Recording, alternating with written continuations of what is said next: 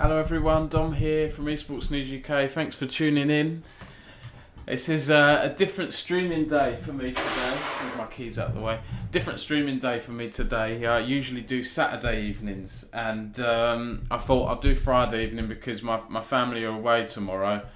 I was going to go with them to visit my sister-in-law, but I thought, you know what, I need a bit of a break. So I said to my wife, I'm going to stay at home, do you mind? So I'm just going to do no work this weekend. So I thought I'll do the stream tonight instead. So I hope it's all good for all of you. We'll see how numbers are compared to Saturdays, because I'm pretty open to doing Fridays or Saturdays, to be honest. iCrazy and Middlecott, thank you for joining the stream. How's it going, guys? It's been a busy week. It's been blooming busy, hasn't it, with news and stuff going on. You know, the three big ones for me: the ESL-Faceit merger, we'll chat about that. XL bringing Mickey's on board. Leaguesgg Esports, thank you, Leaguesgg Esports, for following the stream. And also the big one, isn't it? The Riot and Freaks for You apparently shutting down Grassroots esports leagues like Leaguesgg. We'll dive into that and we'll chat about that. So how's it all going, everyone? No work, he says. Good luck, Dom. Yeah, I'm going to try hard. It's, you know, if people that know me well can message me on WhatsApp or text me.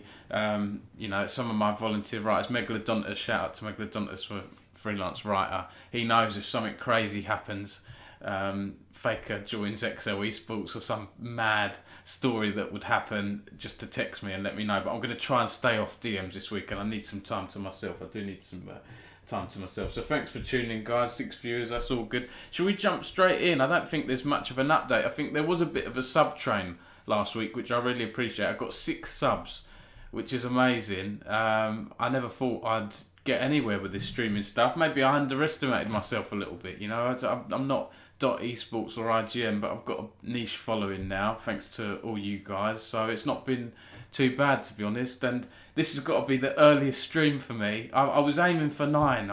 Almost got there. What are we now? 25 past 9. So this is early for me. So I'm hoping I can pack a lot more in than usual. We'll see how we go.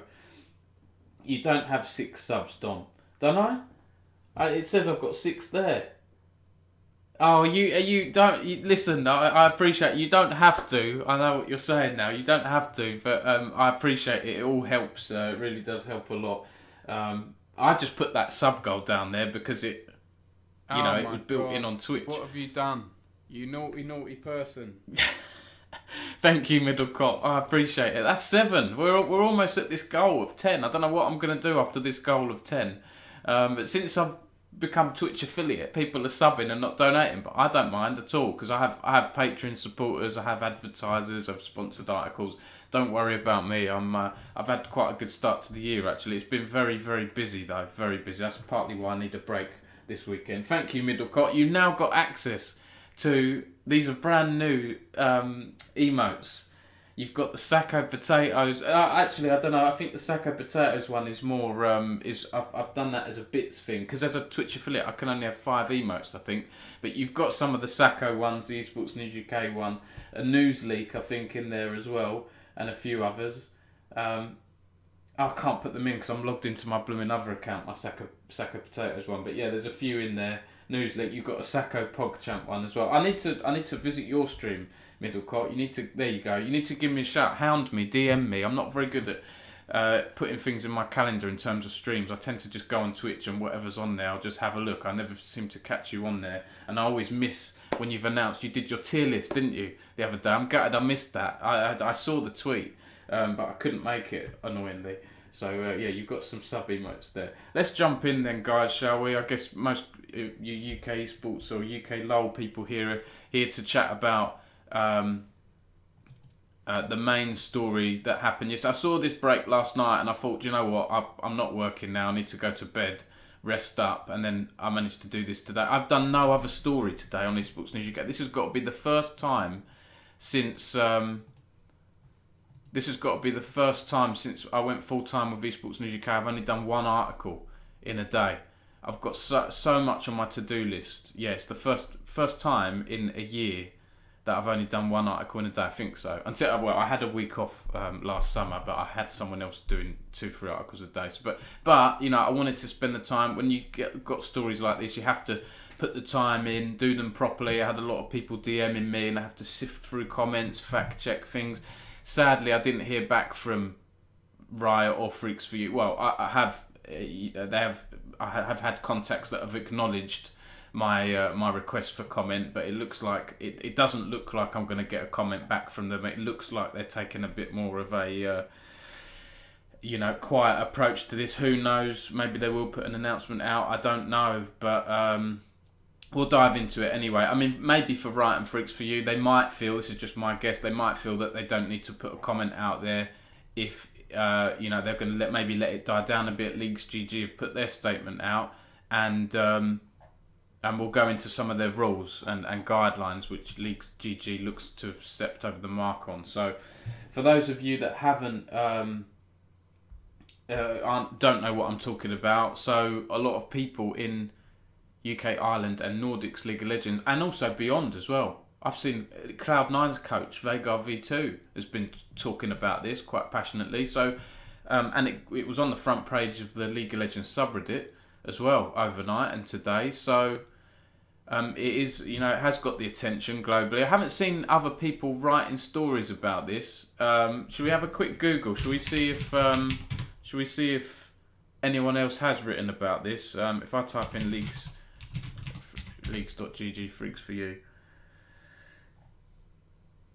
No, there's a few sites that just scalp my content, absolute thieves that I try and get removed, but it can be very hard if you don't have a legal team behind you. No, there's just a few articles that have copied my content.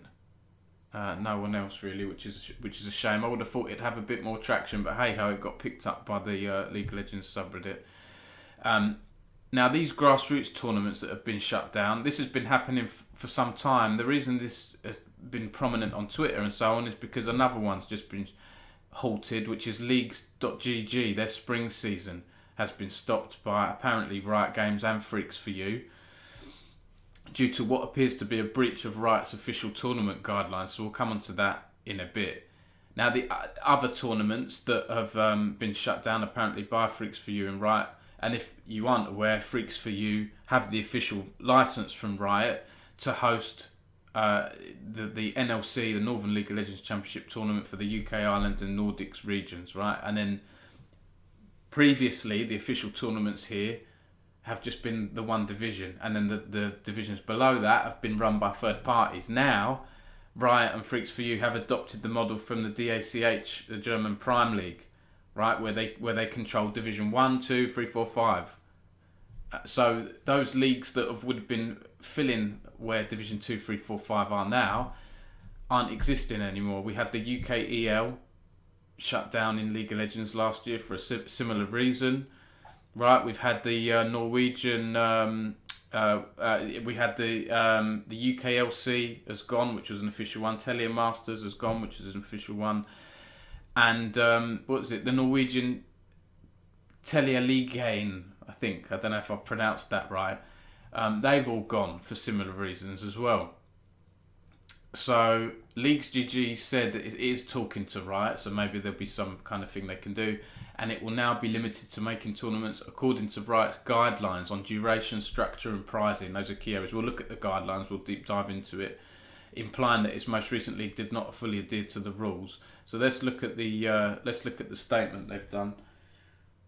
SQ1 as well. Yeah, sorry, I should have said SQ1 as well. And I've been chatting to the guys at SQ1 as well today. I've got a statement from them. And do you know what? That seemed like a while ago, wasn't it, SQ1? Because I was saying to the guys at SQ1, that seems like a while ago your league was shut down now. That seemed, and I swear I did an article on that, but I couldn't find it. Maybe I didn't do it at the time. Crazy says all the small teams are annoyed that we don't have something else to play in anymore, as NLC Div 3 to 5 won't be enough.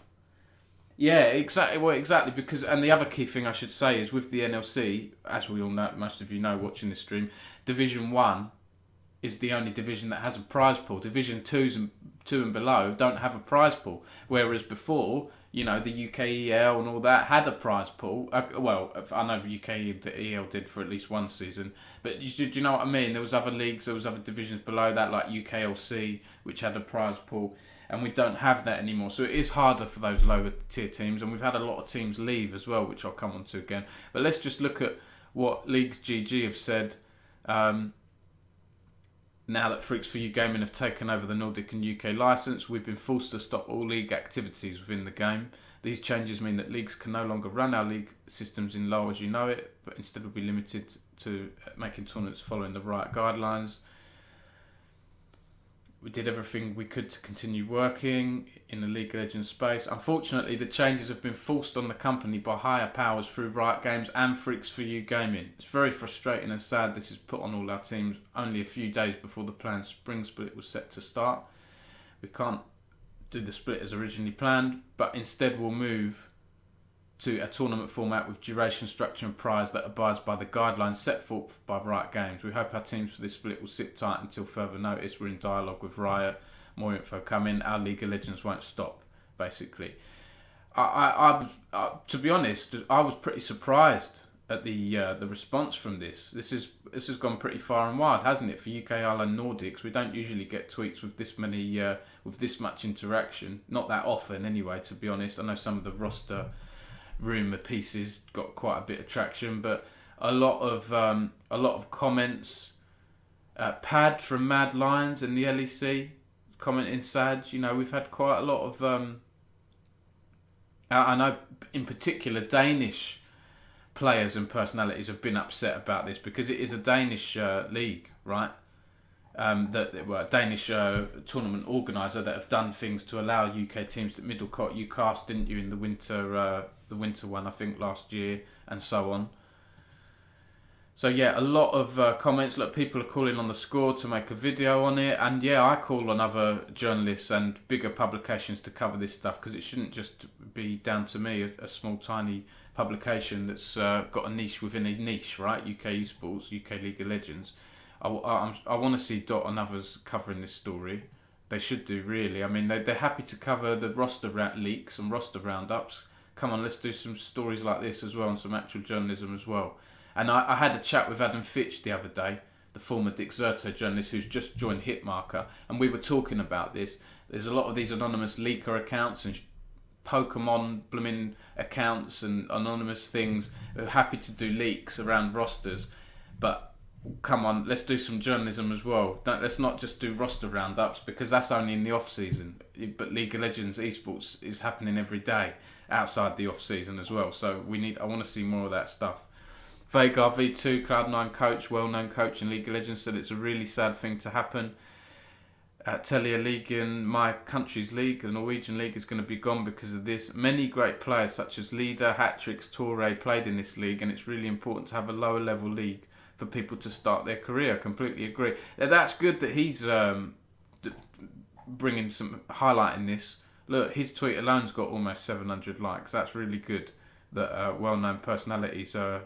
I am once again asking for you to support small leagues. I didn't see that earlier.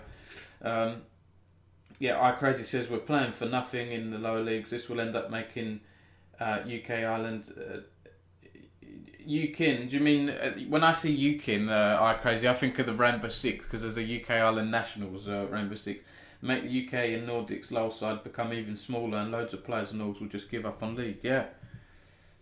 Middlecott says I have no opinion on any of the goings on, by the way. Okay, that's okay. You have no opinion or you're keeping it to yourself, Middlecott. Tattlefowl says personally a bit confused how the situation got to this point, to be honest. Tell me, can you go into a bit more detail there, Tattle, with how you're confused?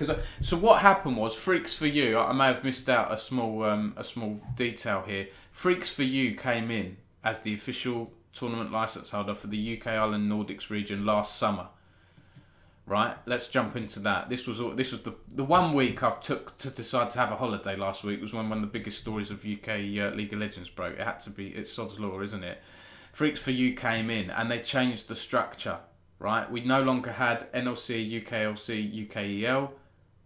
It was just NLC Division 1, 2, 3, 4, 5. They adopted the German Prime League model, right? Now, but because of that, because they now have Divisions 1 to 5, those tournaments that were there before, like UKLC and UKEL, they don't happen anymore, right? Riot has either stopped running them, in the case of the UKLC and so on, or said to the UKEL and below, you can't run these tournaments anymore because Freaks for You are doing them with the NLC. They've got the license, right? Crazy says, have you seen the account? Give it back, lol. So because of these changes, Tattle, we're only just starting to see the impacts of them now, right? When it's like anything, right? When a company's bought out by a new owner, it might seem great at first. Yeah, you got all this money coming in. You don't really see the changes until half a year. Sometimes you see them sooner. But these little changes, you think, oh, okay, that's not too bad. Then you start to see the knock-on effect, and it can take months before you see that knock-on effect. Freaks for You have only been operating the league at the start of this year, right? So not even a month yet that they've been doing the broadcast. So we're still feeling the effects of them. Tattlefowl says, so these tournament guidelines have been in place for upwards of 2 years. I know personally for a fact this rule was there for at least 12 months. The guidelines I'm going to bring up in a minute look like they were updated last year around this time, August. Okay. Smeeg, 123, thank you for following. How you doing, Smeagol? It was good to see you on Relly Ray's stream very briefly earlier. I'll have to stop by a bit longer. It'd be good to catch up with you at some point. By the way, I don't know if it looks like someone's raided me. I haven't got a blooming alert set up. I haven't got an alert set up for raids. I need to sort that out. But shout out to Relly Ray, aka Rachel, who used to be in the scene ages ago and has just recently come back, and she's been streaming again. So yeah, shout out Relly Ray. Thanks for the raid. Welcome. We're chatting about UK League. We're chatting about UK Esports. It might not be as sexy or as exciting as other streamers streaming out there, but you know, I'm an older boomer, but I make up for my looks and my knowledge, right? That's what I like to think, anyway. Hi, it was me raiding you. No problem at all. Yeah, thank you, guys. So we're just talking about, I don't know if you've seen this, I'll just jump back. We're just talking about Riot and Freaks for You shutting down some Grassroots tournaments in UK and Nordics, specifically the Leaguesgg tournament has been halted by Riot, and the scene is up in arms, right? I haven't even come on to some of the reactions here. Look at this reaction here. This tweet from the NLC account yesterday, was this yesterday? Yeah, yesterday at 8:30. Was just about a double kill in a match, right? Between, I don't even know which match was this here. Verdant versus, is that Domino?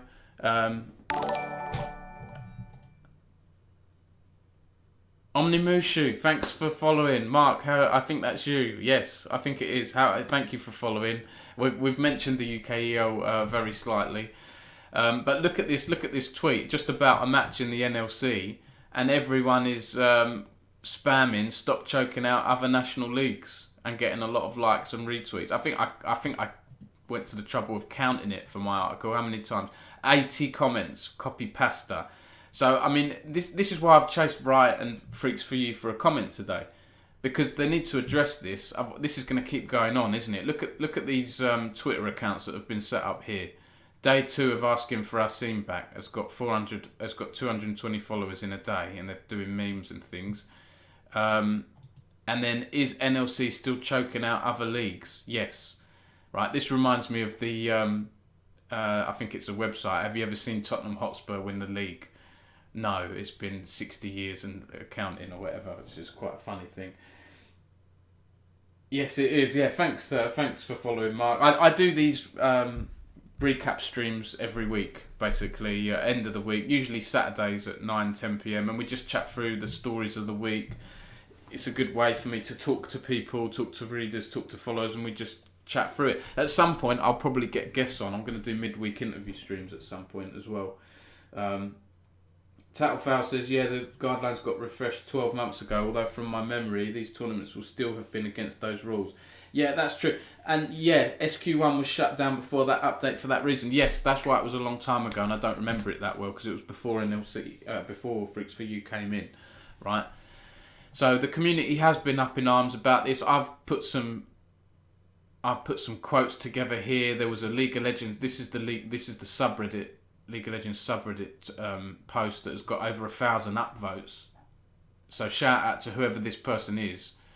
Arkerausen said they're a frustrated player. Okay, so I'm not sure who that is, or if they're going by the same name as a player. But they've basically done what I've put in my story, but slightly more comprehensive and less quotes and things like that. And they've shared their views on it as well. Where's the talent going to come from? You know, again, saying what Crazy was saying. Where's the incentive for players to play in these lower divisions?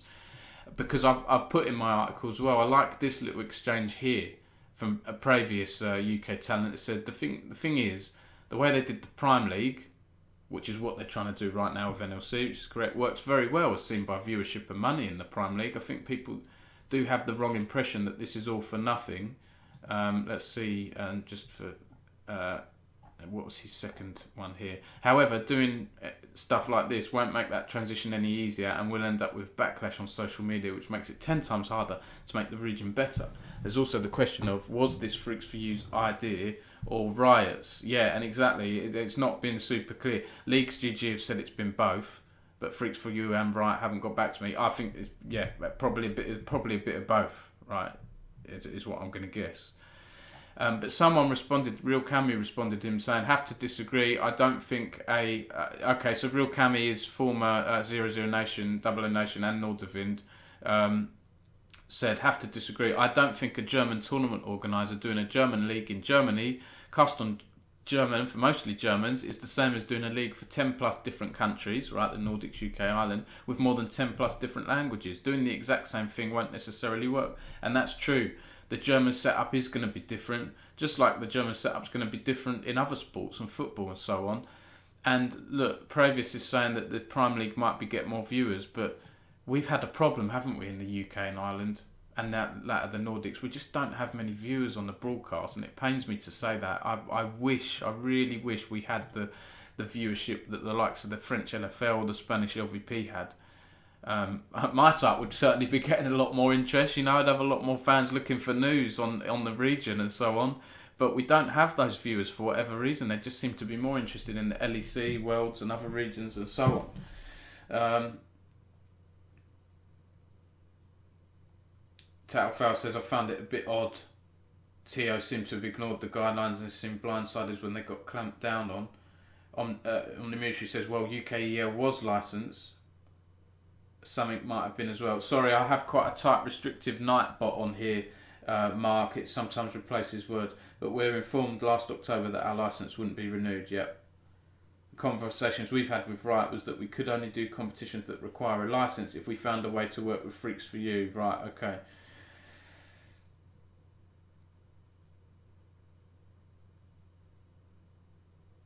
And Mark says viewership is affected though because Riot keep changing the TOs. And Crazy says, I always say content is key, but it's hard to do content because of stuff being shut down and making it hard. Yeah, exactly. Yeah, I think Riot want you to do small community things, right? They don't want you to do a league that feeds in now anymore. Like, let's come on to these guidelines, because I looked through them carefully earlier when I did this article to make sure I was getting everything correct. We've had a lot of people saying it's a bit sad and not a very good thing to happen. I haven't seen many people saying this is a good thing. Have you? I've tried to always make my articles as balanced as possible. Has anyone seen that this is a good thing, other than Riot or Freaks for You? I mean, they haven't even spoken about it. I'd love to know. I'd love to talk to someone who thinks it's a good thing to balance the piece out a little bit.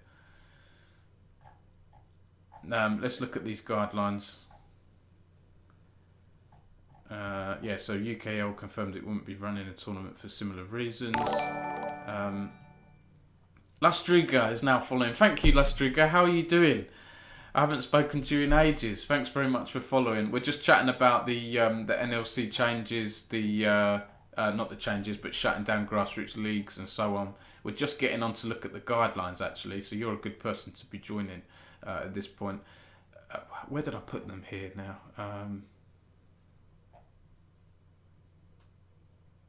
I know I've put them in here somewhere because I've covered it. Here we go. So I understand that obviously, like I've been told, some NLC Division 2 players had also competed in Leaguesgg tournaments, which is in breach of Riot's guidelines, right? Those guidelines state no League of Legends Pro players, i.e. participating in any of the regional leagues or official local leagues, are to participate without prior agreements with Riot Games. Okay, so let's look at these agreements, because Riot offers 4 types of tournament licenses right now: small, medium, multi-school and major. For the first 2, a tournament can be a maximum of 4 weeks long, and there's other restrictions, like it can't serve as a direct qualifier to another tournament in small licenses, and the date of the tournament can't clash with other major LoL competitions, you know, standard stuff like that. So let's bring this up here.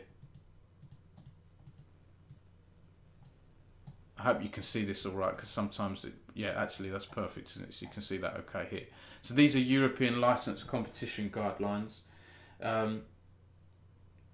Lastriga says, surely not all leagues are gone, as Arena Clash is still happening. Has anyone talked to the OP for Riot UK? I've tried reaching out to Riot, Freaksview. I've tried about 10 plus contacts. I've had a couple say thanks, Dom, but yeah, it looks like they're not choosing to comment on this publicly. Arena Clash is 10 weeks. Yeah, so I'm not sure what license Belong Arena will have. Yes, other tournaments are still happening, Lastriga, so I've put in here as well. Where is it here? Collegiate leagues are fine. They're unaffected. NSE, NUL, British Esports Student Champs are unaffected. They're continuing as usual. Yes, there are other ones, right? Belong. Let's not forget Belong. I think Insomnia Gaming Festival has a league tournament, doesn't it? You know, that's not 4 weeks long, though. So I don't know how long the Belong Arena Clash is. It's usually longer than 4 weeks, isn't it, if I remember rightly? But a lot of these other ones that pull in players that want to go on to NLC, they look like they're all halted now. Riot and Freaksview, they want all those players in Divisions 1 to 5. That's it. Those type of players anyway.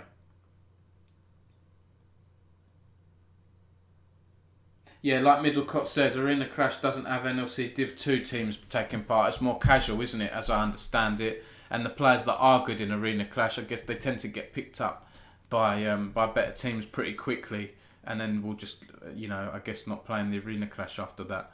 So that's how I understand it. Actually, it'd be interesting with Insomnia to see what happens, because Insomnia actually doesn't usually clash with League. Usually by that late April, you've got your spring split is finished, right?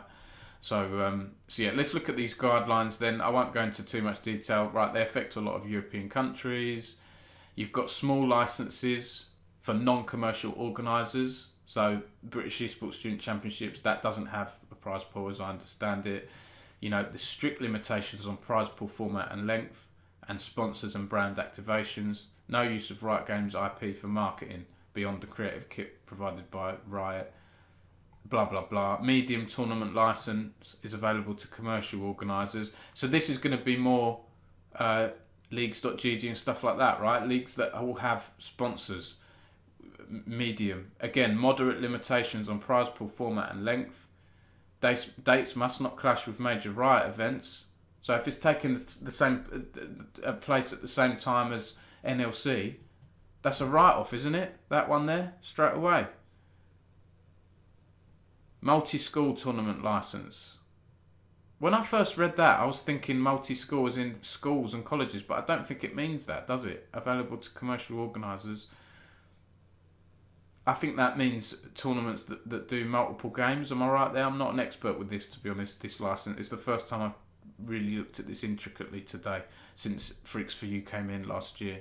And then major tournament licenses available to commercial organisers, blah, blah, blah.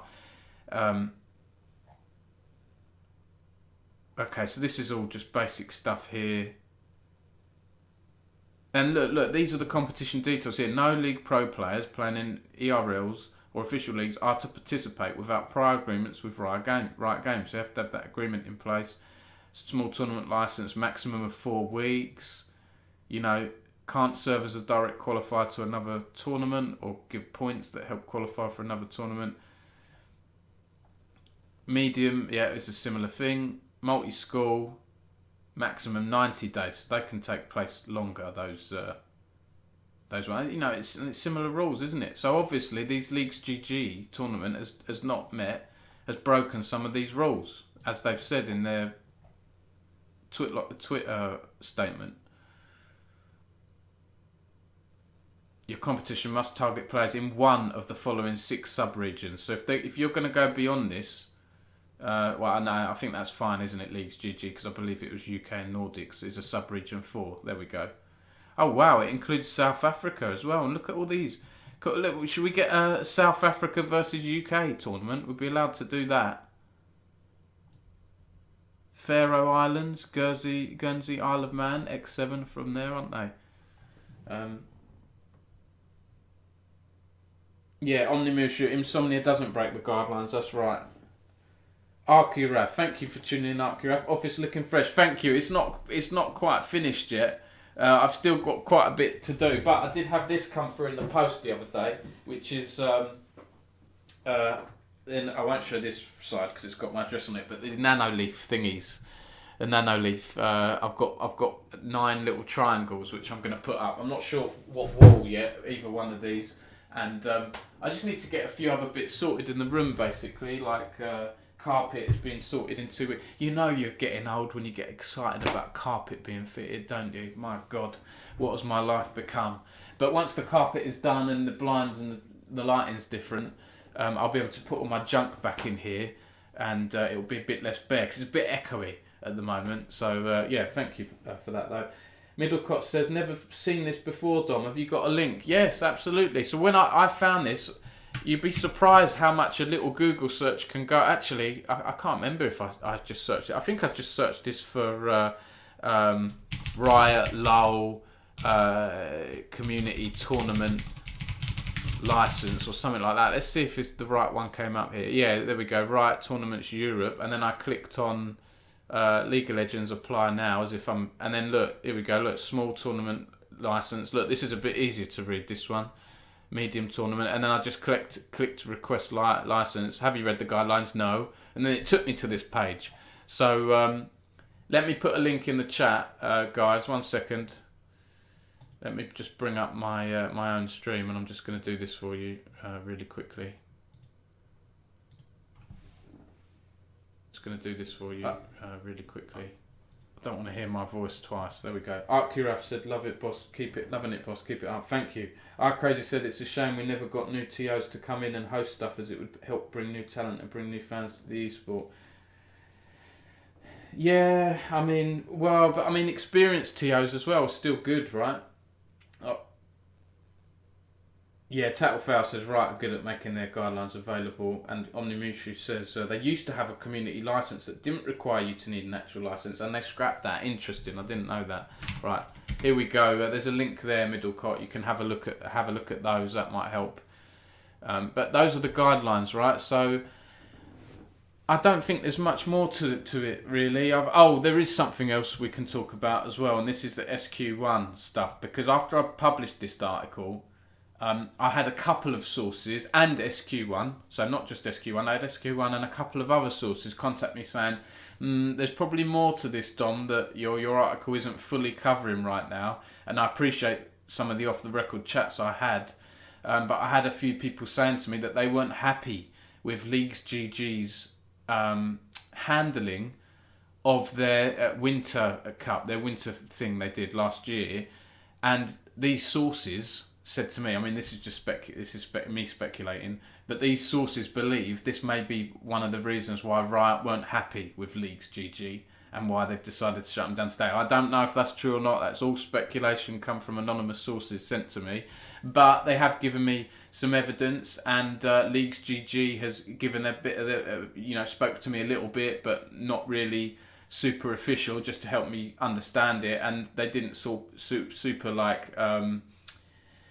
They obviously disagree a bit, but I can get, I've got a good picture, having spoken to all those people, I've got a good picture of what's happened. Some have guidelines that aren't even public, so you never know until you break the rules. Yeah, that's difficult, isn't it, Tattlefowl? So props on Riot for having clear ones at least. Crazy says, how do UK, Ireland and Nordic players shine now? Well, they've just got to go through those lower divisions, haven't they, and hope that, I don't know, people are watching and they get coverage. Look, I will cover... Look, let me show you this article. I was going to come on to this in a minute. I'll just hop and then I'll hop back in a minute. I don't really cover the British Esports Championship. I don't cover the NIL or the NSC tournaments closely, or belonging Arena Clash. I might do initial announcement thing on them. I'll mention it on my stream if I don't get time in the week. But I will cover things when interesting things happen. So, case in point, a student in the British Esports Champs this week was playing on a new account, a little bit naughty actually. It looks like a sort of news/Smurf account, but they secured 3 pentakills in a match. 3 pentakills. I barely got 3 pentakills in 3 years. All the blooming years I've been playing League, 8 years, whatever it's been, 8, 9 years. 3 pentakills in one match. So I did a story on it. So, if stuff like this happens in the lower leagues, and people DM me about it, and I hope they do, they usually do, I'll cover this stuff. Right? This 16-year-old player, in that league anyway, is making a bit of a name for himself. 3 pentakills in one match. And there's a cool video clip of it and stuff. So, I will cover things in the lower leagues, but will I be watching them all day, every day? No. There's too much to cover. There's too much else to cover, and it's just not as, unfortunately, as interesting as Division 1, is it, or the LEC? Yeah, Omnimushu says, what baffles me is no prize pool for Div 2 for NLC. Yeah, and it's that they've adopted this DACH model, haven't they? Where is it here? I've got rid of it here. Hang on. They've adopted this model from the German Prime League, Omnimushu, which is, multi-division league ecosystem, isn't it? And there we go. This was in their official press release back on August 20th. They said in the press release, similar to the DACH region. They want to imitate that, don't they? Similar to what Freaks for You have done there. But look, we've seen this. Haven't we been here before, guys? When LVP came in and tried to, in a way, imitate the Spanish league, and unfortunately, it didn't get to the heights of the Spanish league. I hope it would have done, but it didn't, because I think you could have the best tournament organizer in the world doing UK league, and it's not going to be as big as Spain or France unless something changes in the UK. And our culture changes or something. We just don't seem to have enough fans caring about it. Some people have said, Dom, it's because we're English speaking, and the best English speaking broadcast is at LEC, in Europe, right? And then you've got Worlds and you've got English speaking broadcasts, haven't you? In the LPL and LCK and all that stuff. LCS is English. Whereas France and Spain, those broadcasts up until this year, right, have been French broadcasts or Spanish broadcasts. I think it is a Spanish broadcast, but I've seen I think one of the casters, Noah, she did an English commentary the other day on the Barcelona match, which was pretty cool. Omnibushi says, I don't understand how these lower teams are supposed to progress when teams above them are well funded. Yeah, exactly. Yeah, it's a tough one, isn't it? And a lot of them don't want to progress now, Omnibushi. That's the thing. Look, how many teams have dropped out here? When you put them in a list, it's pretty shocking, isn't it? Fnatic, Tricked, Double O Nation, Enclave, Kova, Envision, Godsent, Galaxy Racer, Granite Gaming, Nox, London Esports, Resolve. That's not even all of them there. I've just done that. I didn't want it to go on for too long. It's pretty crazy, really, isn't it? I know some may be moving for other reasons, like Fnatic Rising wanted the Spanish scene for its viewers and that, right? It's not so much. But we don't know. Some have spoken publicly about them moving. Even those, the ones that have spoken publicly, like London Esports and Resolve, they haven't gone into too much detail. They've just said basic things like, it doesn't really meet our goals at the moment, blah, blah, blah. Unless you're at the top, it's hard. If you're at the top, no problem. I'm sure it's fun to be in that NLC, and you've got some good stipends and prize pools in there, right? Apparently 200,000 euros, apparently. Didn't any UK or Nordic TO try to take over? Crazy said, I'm not sure. They've had conversations, haven't they? The UKEL had conversations with Riot, and Riot didn't want to use them. We need to bring up new casters and production people. That's a key point I want to highlight there, Crazy, because some of the sources I spoke to, where is it here? This is quite a long article now, isn't it? Some of the sources I spoke to said, where is it here? Yeah, one anonymous source told me there's now a dozen or more casters put out of work, dozens of players who won't get a chance to have stage games and prize money, and the whole ecosystem is being starved out. If you're a caster in Europe, I'd actively suggest finding North American leagues to cast, since there's actually money there. Being an amateur or semi-pro caster in Europe is almost impossible now, honestly. Even if you swept up all of the various university gigs for yourself, you wouldn't be making a living for yourself. Some of those uni won't pay casters, right? But you're not going to get paid that much compared to the NLC or whatever, or the equivalent level to an NLC. They're right, that source that have told me that there. I promise I don't make up quotes, by the way. Some journalists out there for horrible mainstream papers, have been known to just write a load of rubbish from their own head, which I'd never ever do as an anonymous source. Obviously you have to trust me with that, but I would never do that.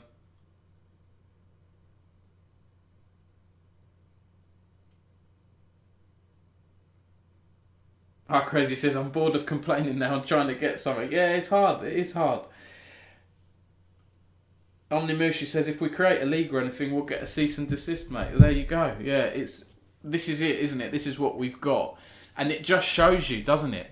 This just shows you the power that game publishers have. Let's not forget, these are their games at the end of the day, and they can do what they damn well like with them.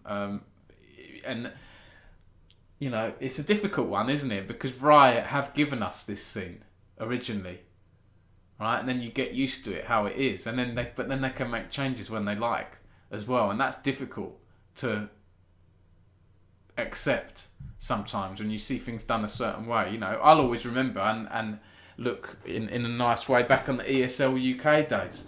I mean, a lot of that is because I'm wearing rose-tinted glasses and that was the time I set up Esports News UK and we're team infused with Alfari and Maxlaw, and all this stuff. Wasn't that great? FM Esports, Tundra and all these other personalities in the scene.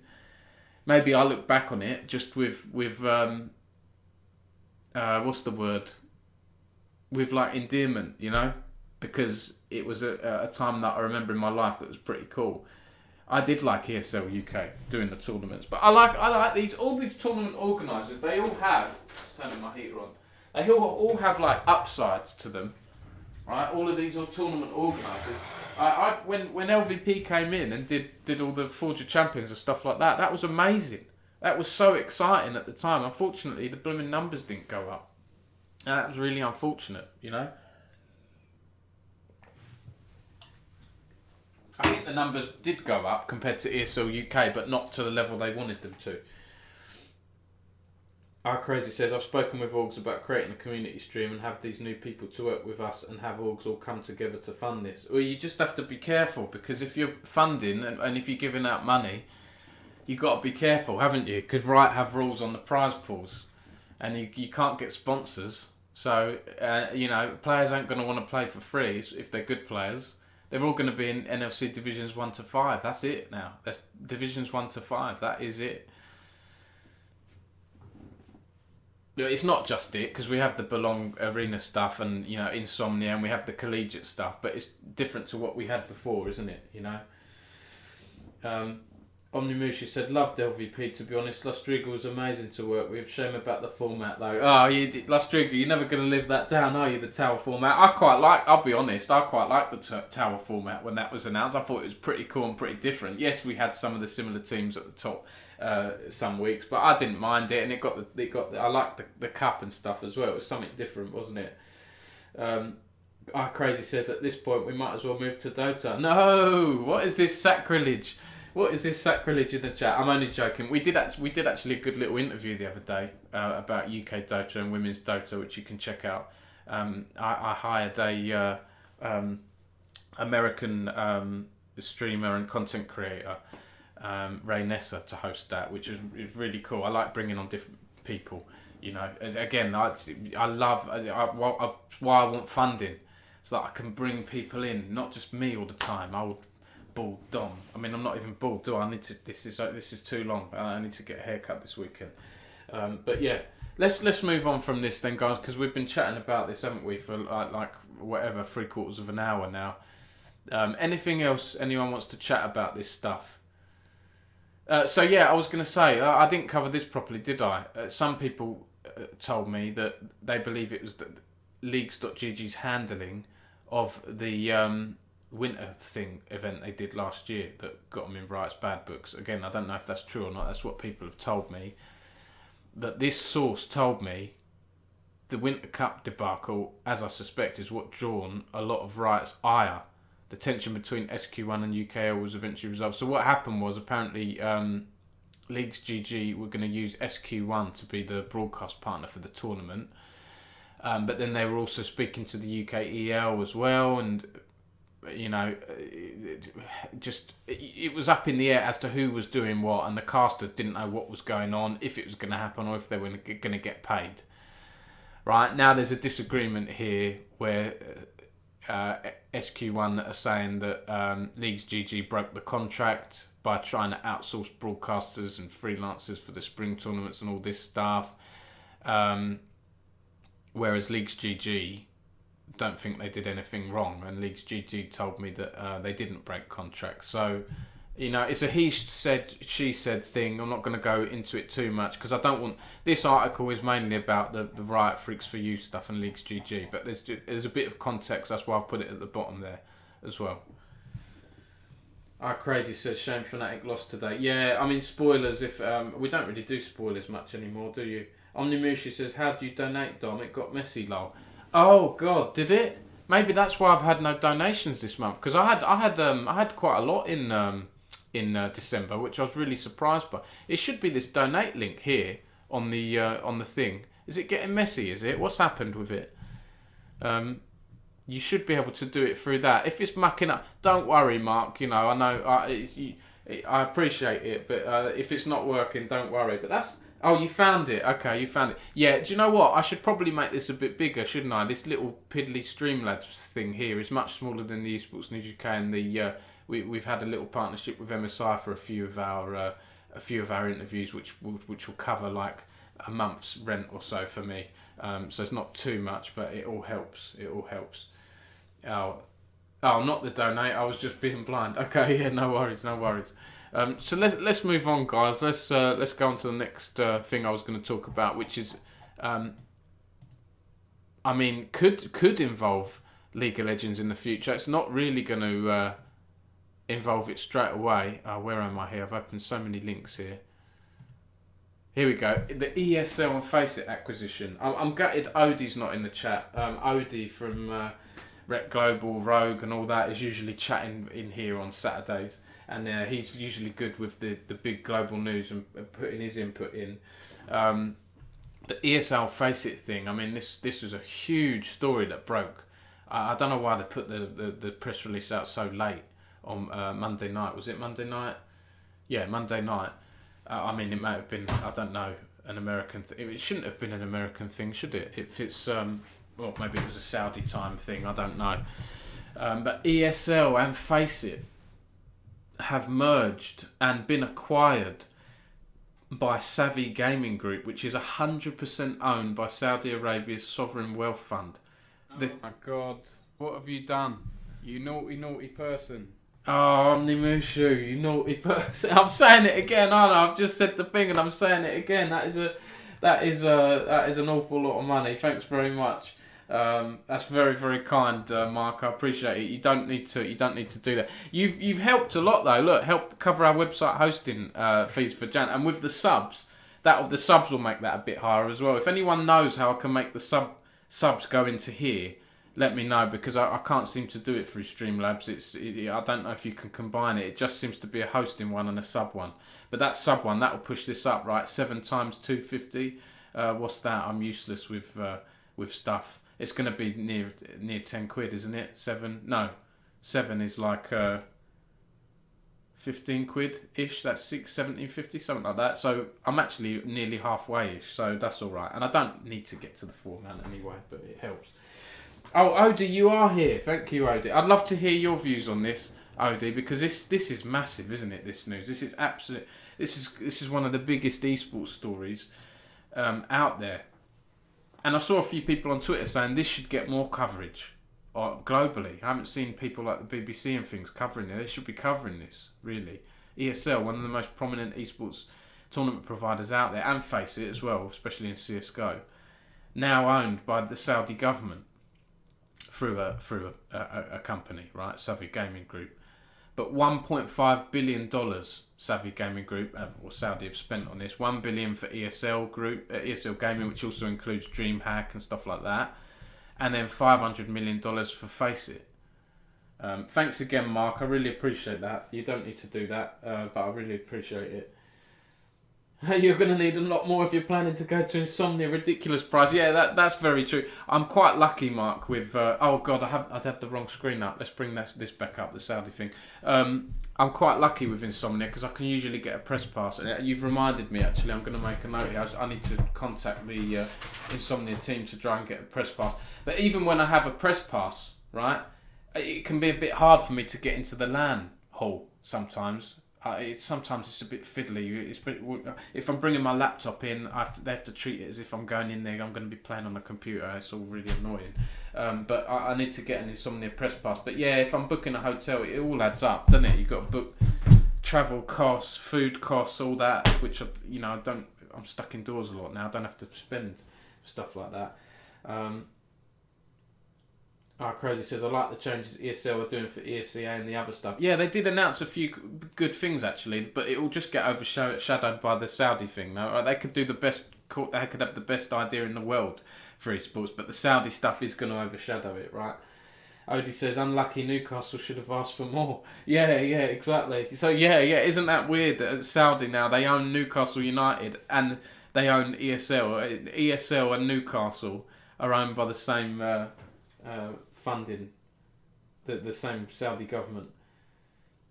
Appreciate the coverage you give us. Thank you, Mark. I do my best, and I know I've said it a lot. I do want to grow the team. I've had a bit of a slowing down on the investment front because I had a bunch of people saying, "Oh, Dom, we're interested." When I publicly said on LinkedIn, I'm looking for funding now. I had a bunch of people say, "Dom, we're interested. Let us know." Or I know someone that might want to send us your deck. But I had to think. I'm sort of torn between. Do I just grow my team for Esports News UK, like get a reporter, salesperson, social media or something? Or do I go down the route I want to do eventually, which is launch silo sites like Esports News France, Esports News Germany, Esports News Spain and stuff like that and get funding for that? I have had friends in the industry and money people that are better with money than me that have said that might be for latter funding, Dom. So for now, if I just want a small bit of funding to hire like a couple of staff members for a couple of years, like sell 20% of my business or something, 15%, 20%, hire those people, and then if I want to get greater funding later on to launch silo sites, then I'd sell like, I don't know, another 30% or whatever it is. I might have to sell more than that, but then I start to lose control, right? I want to try and be majority shareholder as long as I can. I don't want no repeat of, Excel is great what they've done, but it must be frustrating if you're Joe or Kieran to have started something up, see it playing in the LEC, and you've been sort of slowly lost all your power and are no longer working for Excel. I don't really want that to happen. Esports News UK, it's very different, right? Having a media company compared to an org like that, I won't get to the heights of Excel, but it's something I want to bear in mind.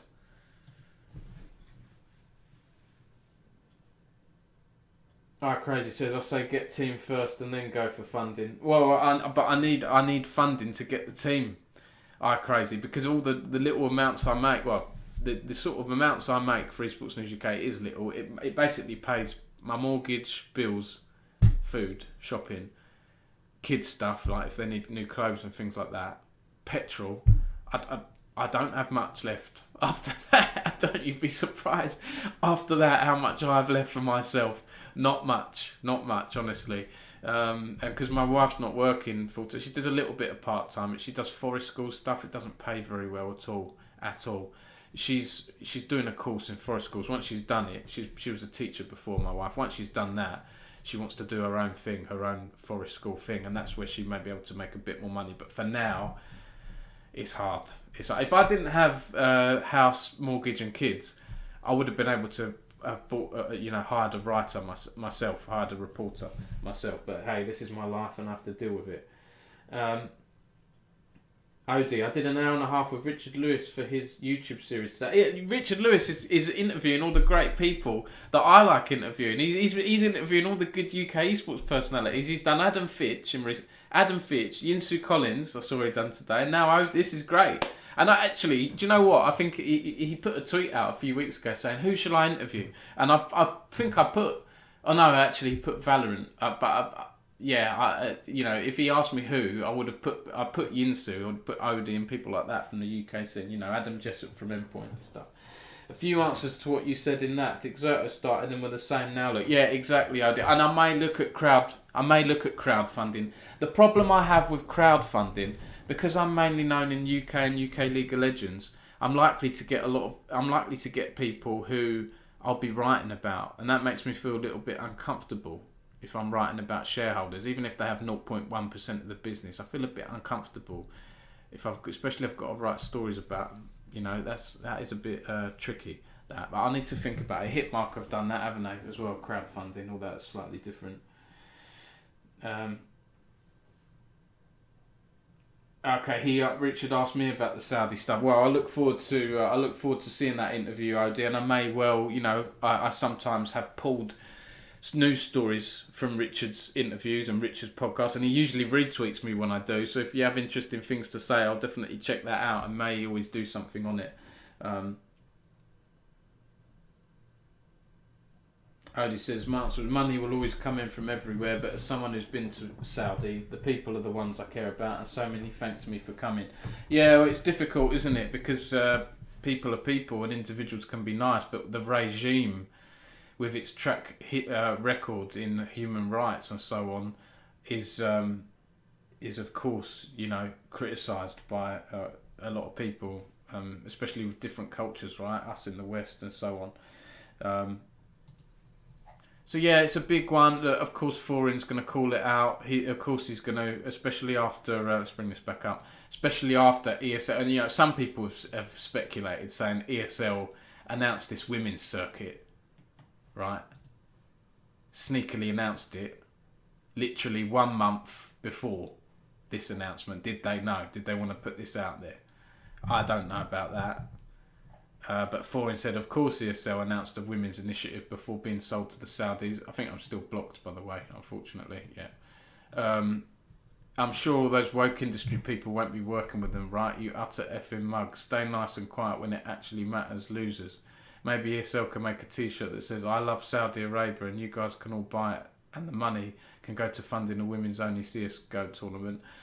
Now, a bunch of other people have commented on this, and people that are going to be affected by it, like Frankie Ward, well-known British Esports host, who's done quite a lot in CSGO in recent years and has done things at Intel Extreme Masters, has put a quote out.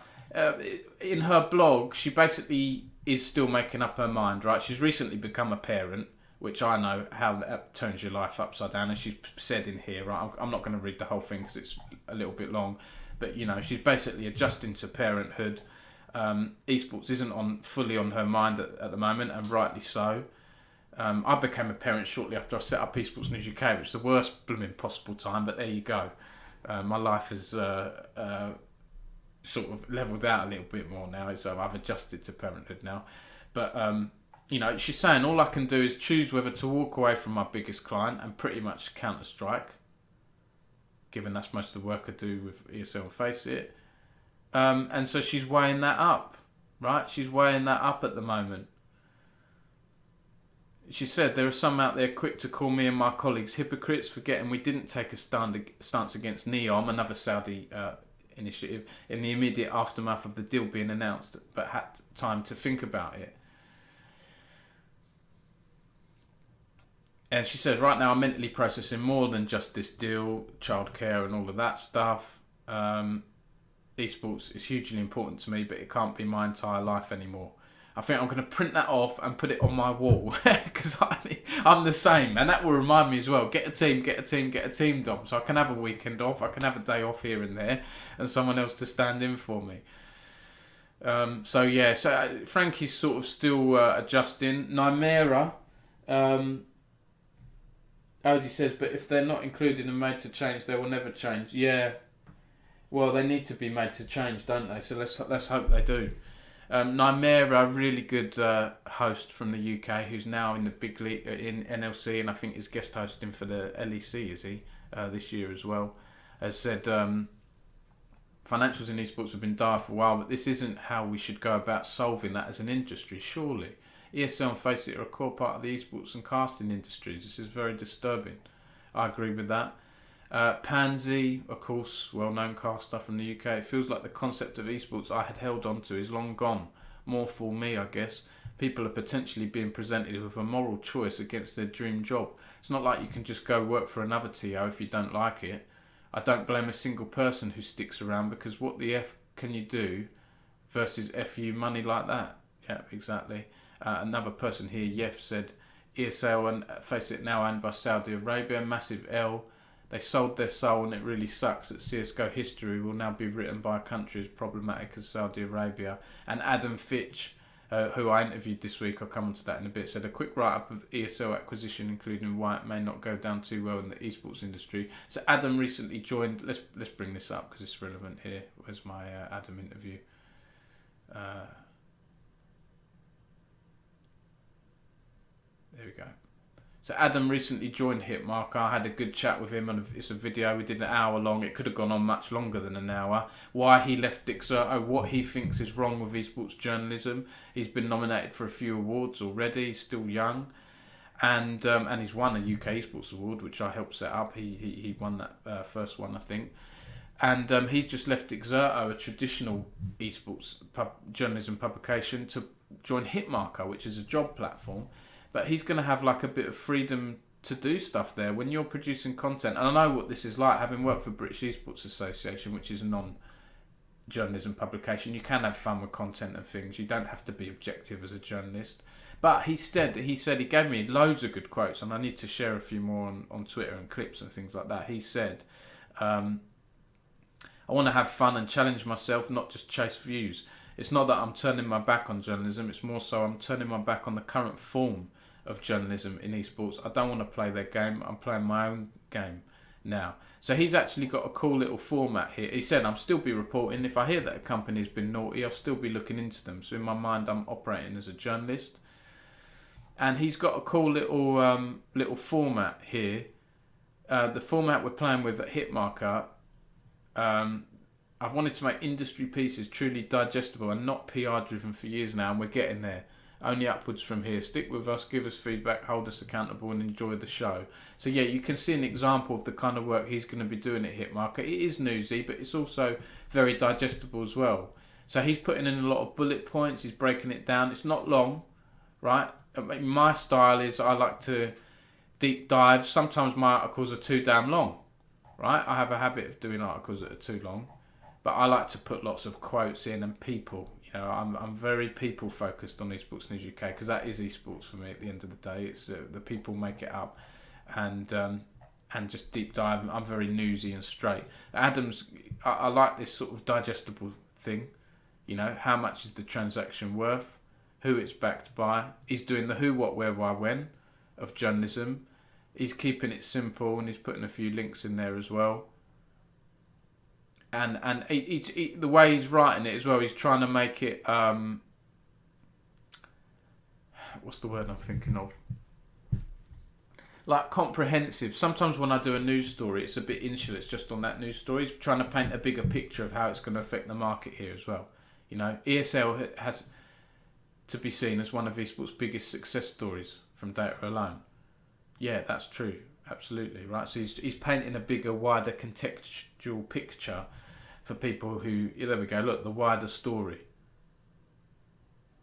Why esports doesn't have a positive association with Saudi due to concerns around human rights, right? With a link to Wikipedia and stuff like that.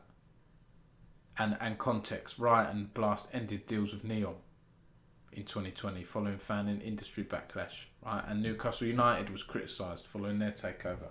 Things like that. Odie said, I'm going to send you on Twitter 2 pictures of Saudi that changed my mind completely on Saudi. Akiraf said, alright, quality quote right there, perfect to frame on the wall. Was that the Frankie Ward one, was it? Or was it an Adam Fitch one? Odie, I'm going to bring up your pictures. Obviously, I'll just change my camera so that people can't see my DMs and things. And let's bring these pictures up. Do you want me to put these pictures on the stream, Odie? Let me know if you're comfortable with them. They seem pretty pretty general, right? Let's have a look here.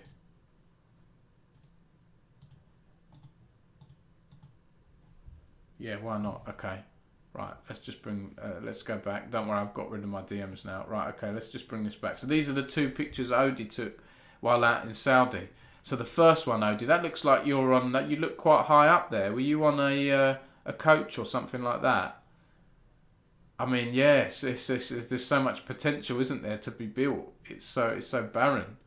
Was that a particular site, or were you just driving past? I'm guessing it's just like open, it's just desert, right? On a coach, yeah. This is what families do. Oh, what did you? Were you on holiday there, Odie? I didn't know that. At the weekend.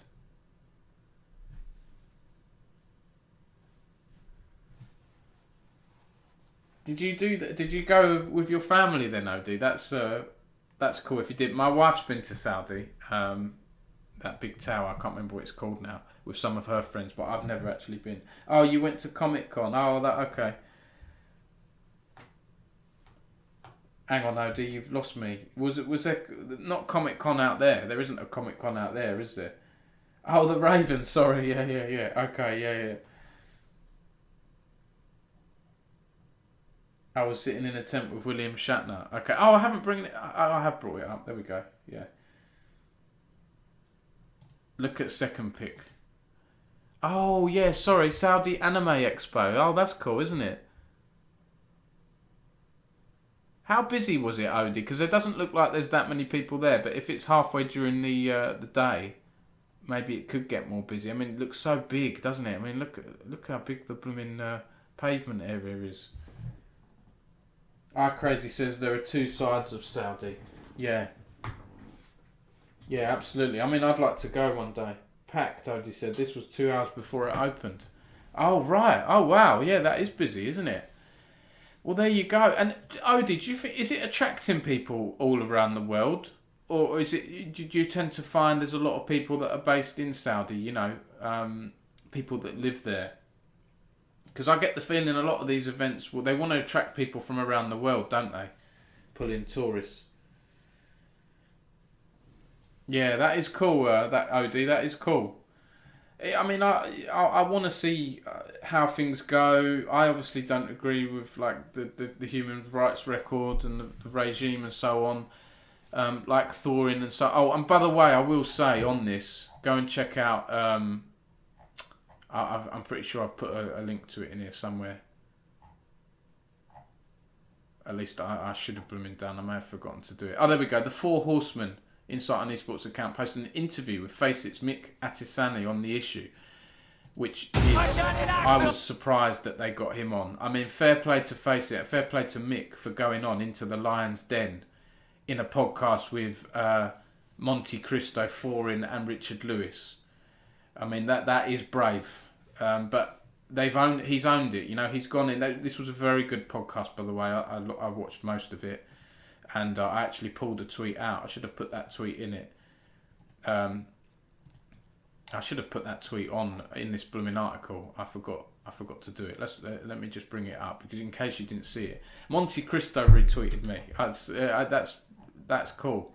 I do occasionally get retweeted by higher ups. I don't have a ton of followers, but it's always nice when you get that. Here we go. So I said, Monte Cristo spot on. We can have all the women's esports tournaments we want, but devs need to better moderate their games. I feel like they're scared to punish harassers for fear of losing players. This is at root of the issue. I've said that quite a lot. And Monte Cristo said, the problem of getting more women as professional players starts with the devs, who either can't or won't deal with the abuse that happens on their ladders. Yeah, absolutely. So this clip, I'll play you this clip because it's only a minute long from Monte Cristo, but for me it summed up. They were talking about diversity in the women's league and stuff like that. But it feels to me that a lot of these initiatives are kind of a smokescreen to disguise the fact that the developers either can't or refuse to fix the problems with harassment on voice chat that prevent women from wanting to play games at a more amateur level or for pleasure because of the kind of abuse that they receive on the ladders. And so they prop up these programs because they won't actually fix the fundamental underlying problem, which is that it's a very on the casual level, it's extremely unwelcoming for women to even begin to compete. Yeah, it's a grassroots problem. It's a grassroots problem. It's like if you blame the NBA because a woman got harassed on a court in New York City in a pickup game. Like, and that's a ridiculous premise, but that's basically what we're trying to solve here. Yes. And I think the developers need to fucking take responsibility for the issue. So I found that interesting, that comment, and yeah, some more good comments coming in. Mick did very well. He was under attack. He was, and yeah, they do let a lot of tourists in. OD, you're right, in the Saudi. Yeah, so it's interesting, and I've updated this article quite a bit because we had. So obviously I've covered who have I covered here? Pansy and a few others. Now Vince Hill, a UK caster in CS:GO. I don't know Vince that well because I don't watch CS:GO that much, but he looks, he's pretty well established, right? He put a video out saying how he won't be working with ESL. He said, I won't be working with ESL, DreamHack or Faceit while this money from the Saudi Arabia government through the Savvy Gaming Group continues to be a part of these companies. But he later removed that video, saying he received 12 death threats and threats of violence. Some of them are credible. Very sad to see esports go this way. I said what I needed to say. We'll take the video down now to stop further stupidity. So we're only at the start, aren't we, of the reaction and the implications, the effect, the changes that this Saudi ESL deal is going to have on esports. We're right at the start. We've only just had the announcement, 4 days ago?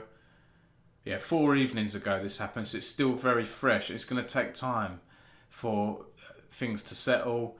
We don't know what's going to happen when future tournaments are announced, how the scene's going to react. What choice does CSGO fans have now? They either watch this or watch nothing, right? Or watch the lower leagues or whatever. And even with the lower leagues, ESL has a lot of that. ESL UK, regional stuff, ESEA stuff, ESL Pro League.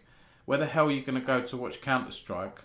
Okay, there's Blast, but there's not many, is there, at the level of ESL and Faceit? These are the main, ESL especially, like the main sort of CSGO tournament organiser. And they do a bunch of other tournaments, of course, as well.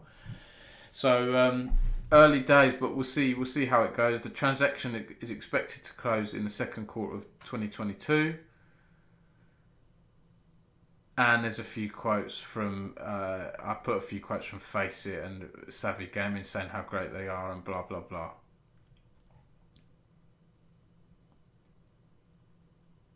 This was buried, actually. Faceit and ESL have created a $100,000 fund to support small local organisers.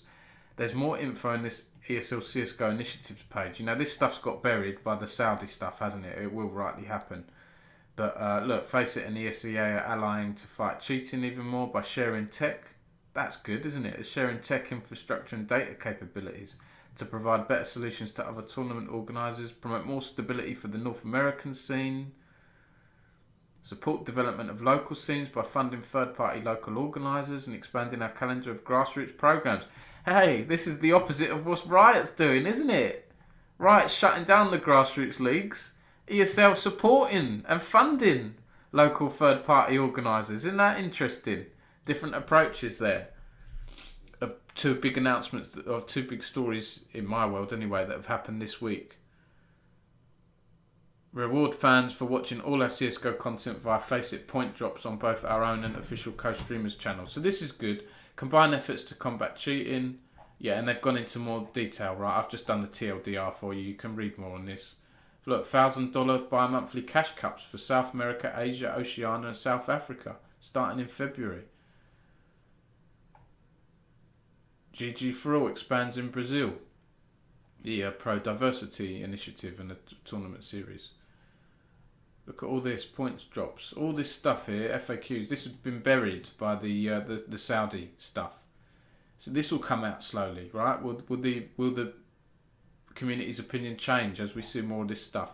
And like Foreign said, and I think some of the others, people can rebel against this and then get offered money, right? Will your opinion change the more money you get offered as a caster? It'd be interesting to see how things change in the future. Omnimushi said, want UKEL to do CSGO? Well, I mean, they're offering funding, Mark, aren't they? They're offering funding. Why not look into it? $100,000 fund to support small local organisers. I mean, what do we have in the UK? ESL Prem. We've had some small little online things and random things. We have Epic Land, don't we? Which is one-offs. Insomnia one-offs. Not really much going on, is there, in the UK for Counter-Strike?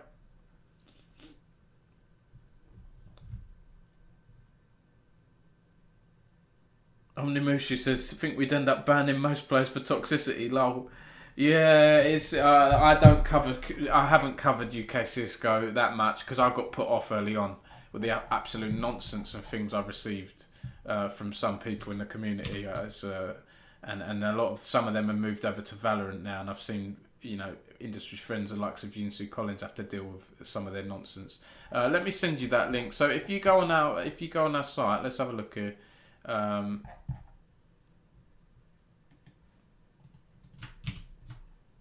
I'll put this link in the chat, Mark. Oh, bloody hell, where's my...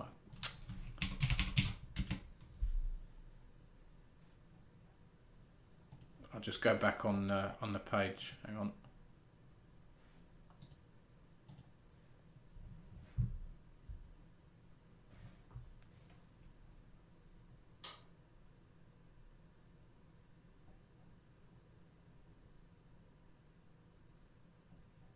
Odie says in 2008 we had the CS World Champions. Yeah. Oh my God, what's going on with my stream there? There we go. There's that link there, Mark. Have a look into that. Yeah, it could be something, couldn't it? I'm glad that people have asked me. Oh, Dom, where have you seen that? Like, you're the second person to say that tonight, Mark. Middlecott was saying earlier, oh, Dom, I haven't seen them Riot guidelines before. Can you send me that link, please? Us journalists, we do have our upsides, don't we? Rooting things out and finding buried links and things.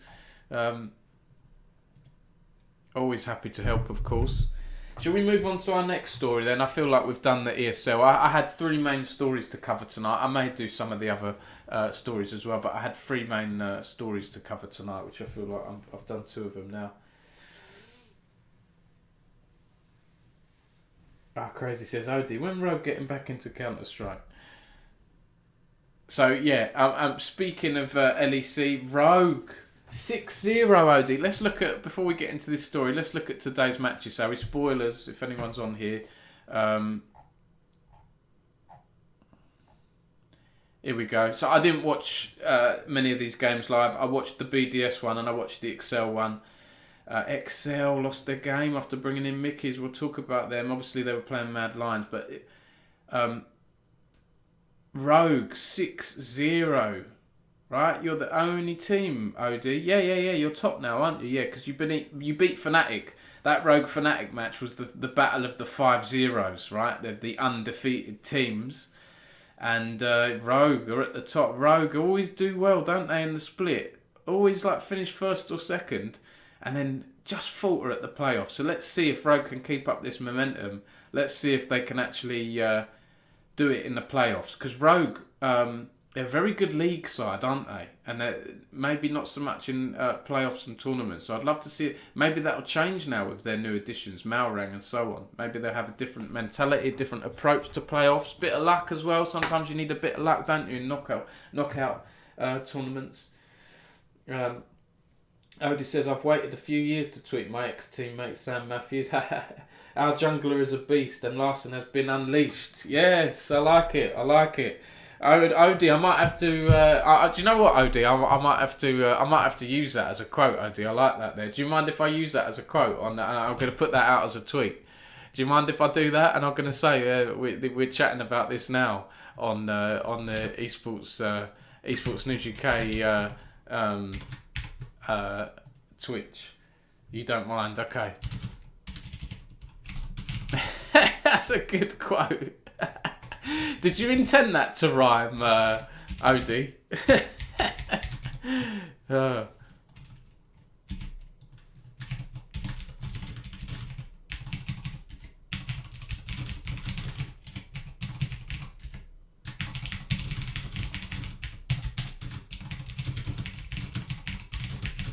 we go. Let's put a link in. Let's put a link in as well, Odie. Now, my friend Nathan Edmonds always says you need to do a picture, Dom, when you do a tweet. But I can't think of anything to put in there. To be honest, this will do. There we go. That'll do. Thank you for autocorrect. Nice. Oh, I like those emotes there, Odie. God, you look younger there. Use my emote. How do I use it? Well, I can't use that in tweet. Can I? Can you send me? Because it's going to be low res, isn't it? Maybe I can save it from here. It's going to be small though, isn't it, Odie? No, this is not. This isn't going to work, is it? File. What is this file here? Hang on. Let me just. Use my emote, God knows. Oh, hang on, I've had the blooming wrong screen up. Hang on, let me just see. No, it hasn't. It's let me just see if I can put it as .jpeg. Let's see if that works. Oh yeah, it has worked. Oh, it's very small though, OD. Let's see here.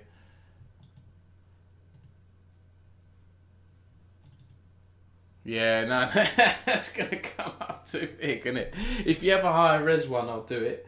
A free cigar from the BlizzCon Curse Party 2013. Wow. I think that was near the time I first interviewed you, Odid, when I was editor of PC Retail. I remember you got TP Link on board as a sponsor at Dignitas, and I interviewed you. That was the first time I spoke to you years ago. I think it was more 2014 I first spoke to you, 2014 or 2015. Let's put that. I'm just going to put that in there. There we go. Yeah, absolutely. Rogue are doing really well. I'm excited to see how you do. You've got Vitality tomorrow, so that's going to be a spicy, interesting game.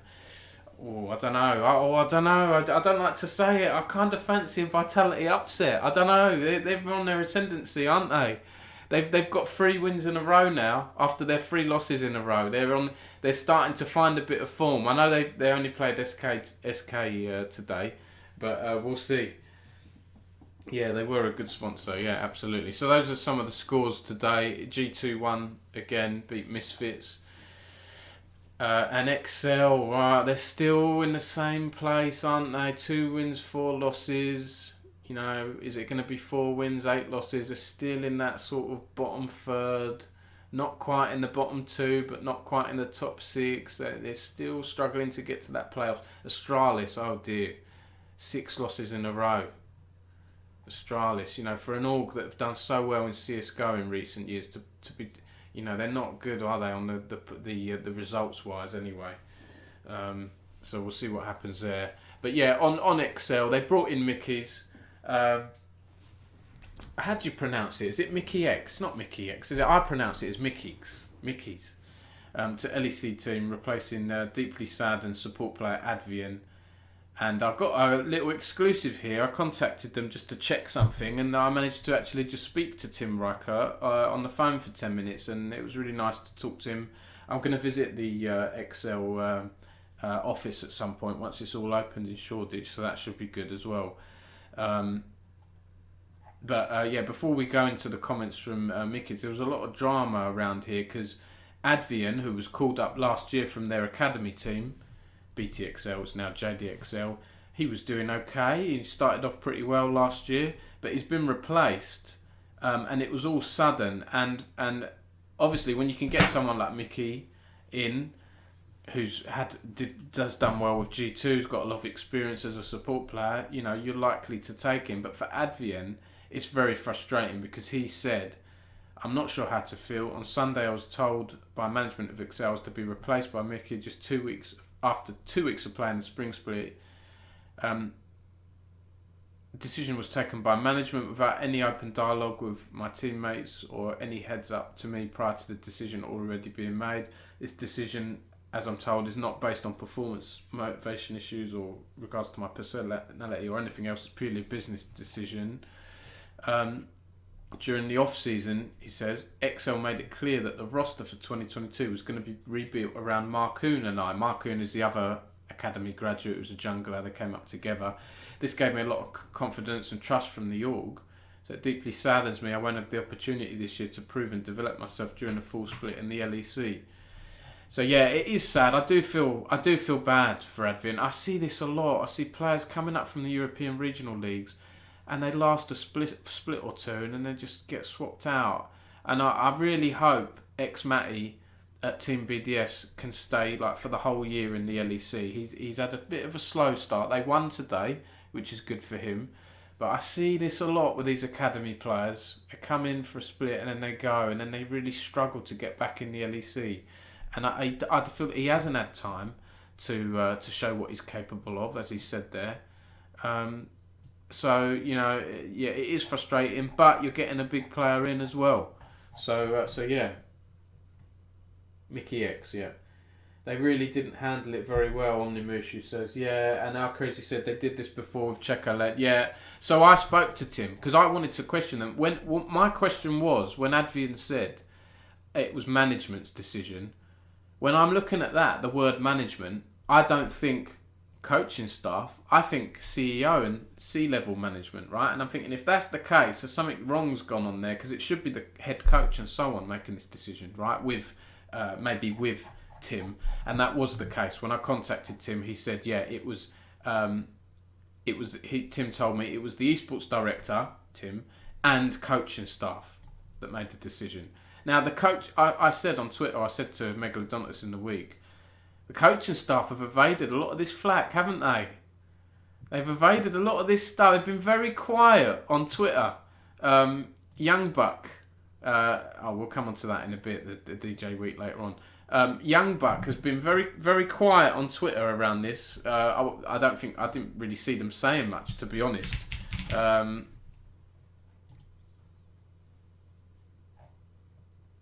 Yeah, they haven't said anything. Young Buck did say Excel's like a box of chocolates. You never know what you're going to get. That was a few days before the Mickey X came in. But coaching staff have been quiet, and Tim has been sort of a bit of the scapegoat with this. He said to me that he flew out to Berlin on Sunday just to be there for a meeting with Advian in person and give him the reasons. Obviously, he was devastated and super sad, but I wanted to give him the context. He said, you can't always do things perfectly. A player's been devastated due to the decision making. It's okay to be emotional and rip into me. I don't complain about that. Some details are not taken completely into consideration with that. He says the criticism doesn't come as a surprise. In the end, we have a very good player we've replaced. We've had the unique opportunity to get someone who makes us, in our perspective, a better team. If they don't get playoffs this split, questions have to be asked. I've said questions have to be asked for ages now, because they keep finishing 7th or wherever it is, just below playoffs, 7th, 8th. And Excel have got backing, haven't they? They've got financial backing. I know other teams do as well. But they need to hit it now. They've got to make changes if they don't hit it this split, surely. So yeah, there's more quotes going on. You can look into them there. Because I said when I asked about the criticisms of from the community saying, why did you not consult the players first? Why did you not ask the players? Well, firstly, I'm thinking, does that happen in other sports, in football and so on? It's the decision, isn't it, of the head coach, manager, or director of football to bring in players, or head of transfer, whoever it is. I know League of Legends is different to football. 5 players is not 11 players plus. But Tim said his answer to that was the players are close to each other, and it's a creative vision that Mickey X is, as of now, the better player and can bring more to the team. We have a good idea of his personality and we're confident he will not create drama within this group of people. What info did they hope for? That they would have to backstab their good friend to tell us yes, bring in Mickey, and then we have to go for Mickey X. We'd assume they'd be happy to get a player like him next to them, even if they could never say no. It needs to be the org's decision as to what kind of route we go down. So this decision was made more to protect the other players, to not be involved in a decision which we consider is one we need to go for.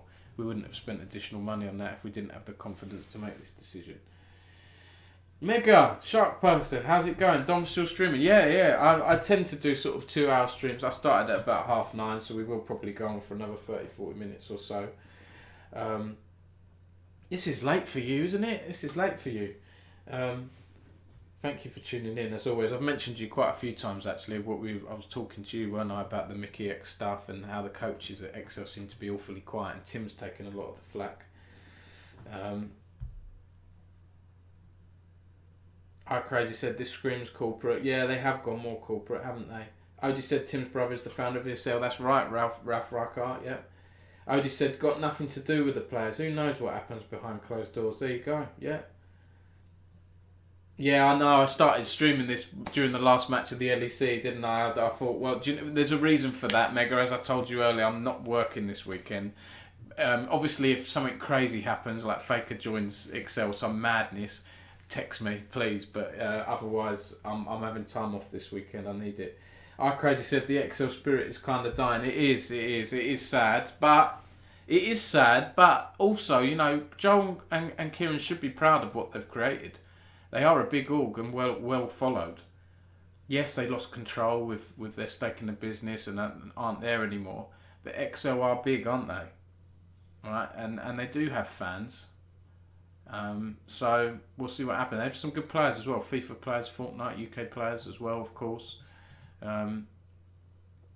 Okay, some other little league bits before I go on to general news then.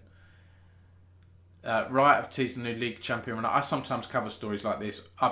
My hits have been okay for January, so I'm having a week off. I'll let Duxerto and so on do these. It looks like a cool teaser, doesn't it? I like the look of that. What is that? That looks like a skeleton, doesn't it, to me? Or a glove or something. Teases new league champion. I think this is a new support player. This is called Renata, apparently. Have been teased for a website for Leaguesgg Industries, a company she founded in Runeterra. So wow, this seems like they're sort of breaking the third wall a little bit here. They've released a website, have they? Where's the website link then, Digzerto? Where is the website link? There we go. The website for Leaguesgg Industries. Well, has this been done before? Riot launching a company web page that's actually based in the world of the game. I know this isn't esports, but this seems quite interesting to me. Our products, luxury line, diffusion line, Chemtech Solutions. What is that? A perfume? I don't know what that is. That looks like a thing out of Bioshock, doesn't it? A substance you take to give you powers. Design with cutting-edge innovation, captivating fragrances, self-defense solutions, and augmented limb technology. So you're going to have limbs moving around, skeleton, I don't know. I think that's pretty cool. I like stuff like this. It's interesting. It's a bit different, isn't it? Alchemical practice to improve life across Zorn and Piltover. So it's another Zorn and Piltover champion. It's all this Arcane. Are we going to see these new champions in Season 2 of Arcane, I wonder? So it's not much of a website, is it? That's literally it. Privacy notice. It's a Riot Games privacy notice. What have you done? You naughty person. Oh, Odie. Thank you, Odie. We're up to 8. We've had 2 subs, Middlecott and Odie today. We're nearly at 10. Thanks very much, Odie. And I should subscribe to you as well. I think I've got my Amazon Prime, which I should use at some point.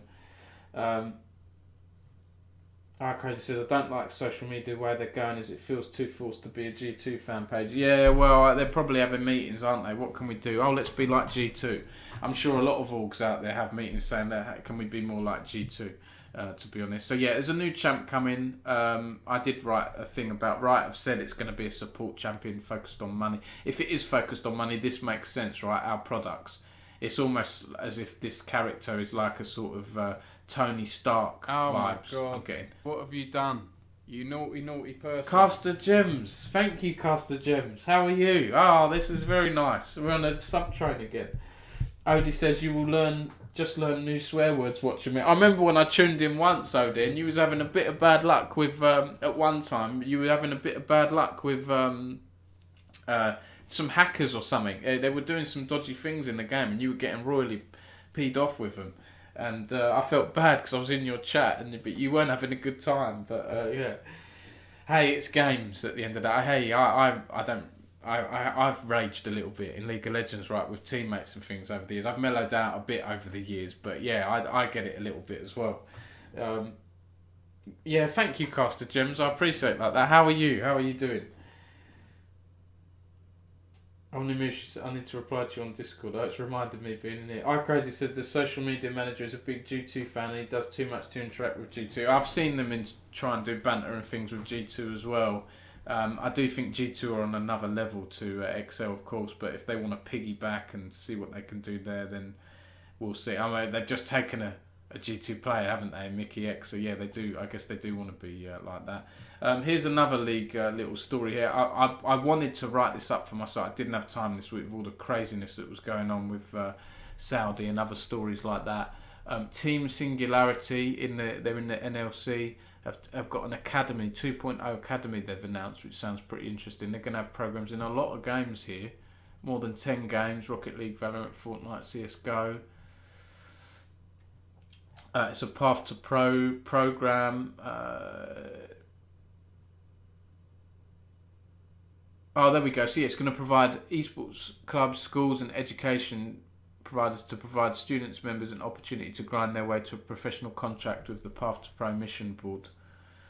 So that's interesting. It's sort of like an education focused coaching setup. I quite like that. And then they've got, gamers that join can have a playable avatar, which is interoperable, meaning the avatar can be used in virtual worlds and all kinds of meta games running on the blockchain, which in a way is a little bit, it's interesting, right? Because they're targeting the education side of things and they're doing blockchain stuff. So I feel a bit cautious if they've got younger students. If they're uni students, I mean, fair enough. Maybe they mean uni students. And they've teamed up with Pluck to tokenize gamers. So again, more of this stuff, these NFT style things, blockchain. I don't think this is traditional NFTs, right? But it's on the blockchain. So we'll see how that goes. I think avatars and so I think that's quite interesting. It's quite long actually. Esports Insider says, why have they got that there? They copied and pasted that from the Esports Insider website, or if they, maybe they've just, because this is an Esports Insider comment, isn't it? It's great that Team Singularity has relaunched the program to give aspiring players a clear structure that could result in them securing a contract. Yeah, that sounds pretty interesting. Sounds like a scam, iCrazy says. Singularity getting more uni partners to field a better team. Yeah, I'm good, Gems. Thank you. Yeah, I'm not too bad. I'm just saying to people, I'm taking this week. I usually do these streams on Saturday nights, like 10 p.m. ish, but I'm doing it tonight because I want to take the weekend off. I might even just go spa or something like that tomorrow, just to get my head out of digital world. I've been up working evenings and things. I need to have a break this weekend. A few other UK bits. We had a couple of UK players win the Rocket RLCS Apollo Open EU regional event with Team Queso, the Spanish org. They beat Dignitas, your old boys, OD 4-1 in the final. And a few other orgs did well from the UK as well. Endpoint finished 4th, and who was it? Williams Resolve. Where did they finish? I think 6th, 7th as well. 5th, 6th. There we go. Yeah, so the UK players, Rise and Joyo, were in that team for Queso. So that's good. Us UK, we have good UK players. They seem to do well in these EU regionals. And the next one's happening early Feb as well, and then another one in late Feb. So we'll have to see how they go. Odie said, bit of sick just came up. However, my team are top 8 in the NA regional tonight so far. Oh, is that the Rogue? I keep forgetting. You did say that before, Odie, didn't you? You got an NA Rogue, NA Rocket League team. Is that right? Omnimushi said there's no holidays in esports, Dom. Yeah, tell me about it. Yeah, that's it. Well, good luck to them, Odie. NA regional. Okay, I don't cover that stuff that much, but well, your nationalities, you're not UK, are you, OD? Let's, I know that Wikipedia has a good thing for this. Oh, you do. Apparently Jack is from the UK. Oh, God, you've got Scrub Killer as well. I missed that. I don't follow Rocket League Esports super closely like I do League of Legends. When did Scrub Killer join? He's a massive talent, isn't he?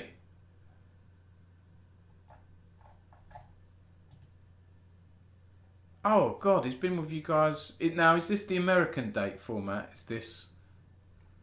That's not that's not 8th of March, is it? Is that 3rd of August he joined?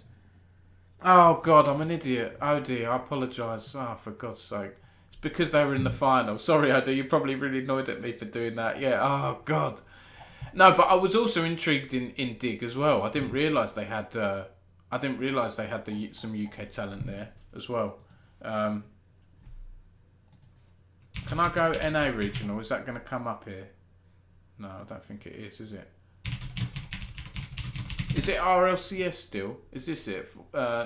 North America Regional Event 1? No, I don't think that's right, is it? We're not in full at the moment. Or is it? No, it's not. These have concluded, haven't they? These were last year. Yeah, these were last year. Oh, that's annoying.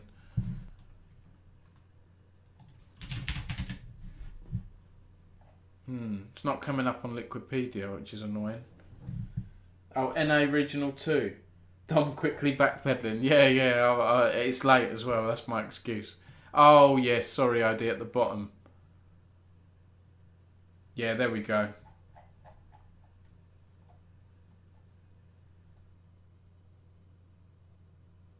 There we go. Okay, yeah, so it's North American players. Okay. Yeah, that's not bad in groups, is it? 2-1. So you're playing against Faceit. When is that? 18 hours. So yeah, tomorrow. Well, good luck to your team. I keep forgetting, Rogue, how many teams you have, Odie. Should we have a look on your website? I'm not being a shill. I'm curious. The amount of teams you have. Oh, Ultra League. I forgot. Is that your academy team? Megalodontus will know this more than me. Megalodontus, tell me about the team. Megalodontus is a European expert. It will tell everyone in the chat all the backgrounds. Oh, you got Marcus. Yeah, see. Okay, that's cool. I'm learning new things about Rogue, Rocket League, Rainbow Six, and content creators as well.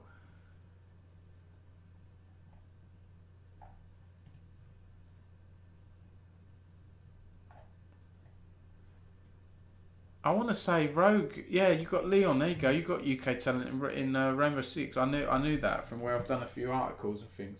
Yeah, Ago Rogue Academy team, says Shark Person. Yeah. Oh, you're top of the league, are you in there? In the Ultra League. That's good. How Crazy said, what region is Rogue mainly? Well, you're impressing in League. And I'm not just saying this, OD. I like the branding of Rogue. I've always liked stealth characters in game. I've always liked stealth games, and I like masks and things like that. I don't have my picture of my Warcraft character here, but when the room's decorated, I will. Okay. We've had some changes here. Glenn Elliott has moved on from EGL. So EGL is a sort of long-running tournament organiser, right? Not as big as the likes of ESL and things like that. I've got a chat with Glenn coming up in a few weeks about his next role. I don't know where he's going yet. But that's quite a big change, because I know Glenn's been there we go, after almost 13 years. And he's been in the esports for quite a while now. R6 World Championships 2 weeks. Yeah, exactly. M&M, what did you think of M&M, Odie? Let's jump onto this. M&M Gaming. A smaller UK org, aren't they doing well in Rainbow Six? In previous years, they've sold their teams, right? They've sold their roster to Navi, who went on to win Pro League in 1 year. And they've said, because I said to Cal, one of the co-founders, co-owners at M&M, when are you going to be selling your team again? Cal was like, no, we're going to hold on to this one. And now they're in the Six Invitational. So congrats to M&M. They've really done very well. I look forward to seeing how they do with all the big boys now, or bigger boys around the world in the Six Invitational. So they beat Kawana 3-2. A really long broadcast this was. Where's the stats here? They played across 8 maps and 90 rounds in a broadcast that was more than 9 hours long the other day. I mean, that is substantial, isn't it? I mean, Jesus. My brain starts failing after 2 hours in League of Legends. I can't imagine. I know some of that 9 hours is going to be broadcast breaks and things like that, but it's going to be at least sort of 6 hours or so, isn't it, of gameplay straight. Omnimus, you've got to bounce, Dom. Got a 3-year-old who's going to get up at 6 and have to get up and entertain her. Been real nice to chat with you and the guys in here. Take it easy, everyone. Thanks so much, Mark. I really appreciate your sub and being here. And I hope you join us again. I do this every week. And if you're not around, you can always watch VODs and have it in the background while you do something else, right? And I can relate to you with the kids thing as well. Yeah, mine. I've got 2 2-year-olds and 1 5-year-old now. So good luck. Thanks, Omnimus. I really appreciate it. And good luck with UKEL as well. And hope to see you in a future stream. And I'm always around if you need to DM me. So, yeah. Enjoy your weekend. You too, mate. Odie said, don't forget to ask about power gaming. Glenn funded that. Odie, I've got to be honest, I don't know what power gaming is. Again, you've got to remember, I set Esports Ninja Cap in 2015. So I'm intrigued. Shall we have... I believe Glenn's LinkedIn is public. So let's have a look. He's only really put his EGL in there, which was started in 2009. Again, this is another little journalistic thing I like to do here, is look at, if I'm doing an article on someone, LinkedIn is great because you can look at the dates they joined companies, the dates they left companies, but he hasn't put anything else in there other than EGL. Odie said, my youngest is 15 next week. I spent the last 2 days getting up at 8 AM to get effing Harry Styles tickets. I've got all that stuff to come, Odie, haven't I? I've got all that to come. God knows what my daughter's going to like when she's that age. I have no idea. If she's anything like her mum, she'll be a bit of a tomboy. My wife was a bit of a tomboy, apparently, in her teenage years, but we'll see. We'll see what happens. Oh, Luke Cotton and Ben Woodward ran it. Wow, God. Well, if they've told me that, I must have forgotten, because I often chat with Luke. Industry things. I was chatting with him at the ESI thing a few months ago, and I must have forgotten that. Luke astounds me. He looks so young, and yet he's so experienced in it. I mean, when was he working in esports? He must have been a teenager. It was the biggest challenger Dignitas had. Oh, interesting, an org. I didn't know that, Odie. See, I'm learning things. I may be doing a talk by an org. An org's asked me to do a talk on the history of UK esports. Odie, I need to talk to you at some point. Maybe have a chat for 20 minutes, because obviously I know about the Birmingham Salvo stuff. I've read Paul Challoner's book. I know some of the basics, but some of this other stuff, power gaming and that, I'd love to put a slide or 2 together with your input. That would be fantastic. Crazy said, when is UK Awards? I don't know. It's quite sad. It didn't take place last year, Crazy. And, when I set that up with Adam Heath, I got out because after the first event, because it was too stressful for me. I loved the first event, was good. And they didn't run it last year, which is a shame, because we do need to recognise UK talent. So I don't know what's happening. 2004, wow.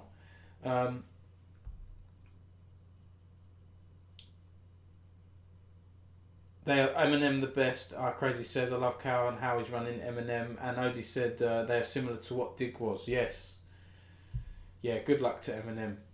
I don't know, Crazy. What are you talking about? What awards? What, the UK Esports Awards? They haven't announced anything, have they, for this year? I'm pretty sure they haven't. Let's have a look here. Oh, old account. Please see UK Esports Awards for new one. No, they didn't tweet last year. Oh dear. Yeah, it's a shame. They did one retweet in March last year. So so that's Eminem. Let's whittle through the last few stories then, guys. The smaller stories. Amazon University Esports, aka the Null, right? They would know their branding slowly changing, isn't it? Null branding slowly sort of phasing away. Reports record numbers in UK Ireland winter 2021 season, with more students and societies participating. There's some cool numbers in here. I won't go into tons of detail, but a bunch of unis are increasing the student output, the number of students taking part in these tournaments. Look at this, more than 1,150 teams of students from 105 unis around the UK and Ireland competed weekly in the winter season, which is great. In games like League, Valorant, CSGO, Overwatch. That's up from 900 teams the year prior. So, what's that? 250 teams up. That's an awful lot, isn't it? I know that multiple teams can participate from the same uni, so you've got to bear that in mind, right? Staffordshire Uni might have 3-4 teams, whatever it is. But that is great. It's good to see growth in recent years. And I've again, another success story in the UK from Josh and his team, who've been going for quite a while now. I think over 11 years, at least 10 years. I know they celebrated their 10th anniversary the other year.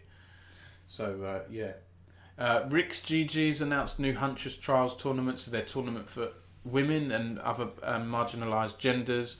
That's taking place later in February 19th. £2,000 prize pool, so a nice little grassroots thing there. You know, Riot's not shutting that down, is it? You know, this League of Legends thing is different to Valorant. And that's going to be produced by Aatrox. Shout out to Aatrox and his team of students at Confetti Institute, because they've helped with some of my MSI interviews on Esports News UK. But also Rick's releasing its Thunder roster in Valorant. They're their men's team, their main team, but they're keeping their women's team as well. So they, you know, it looks like they haven't been able to progress as much as they want in the VCT, and they're sort of letting them go.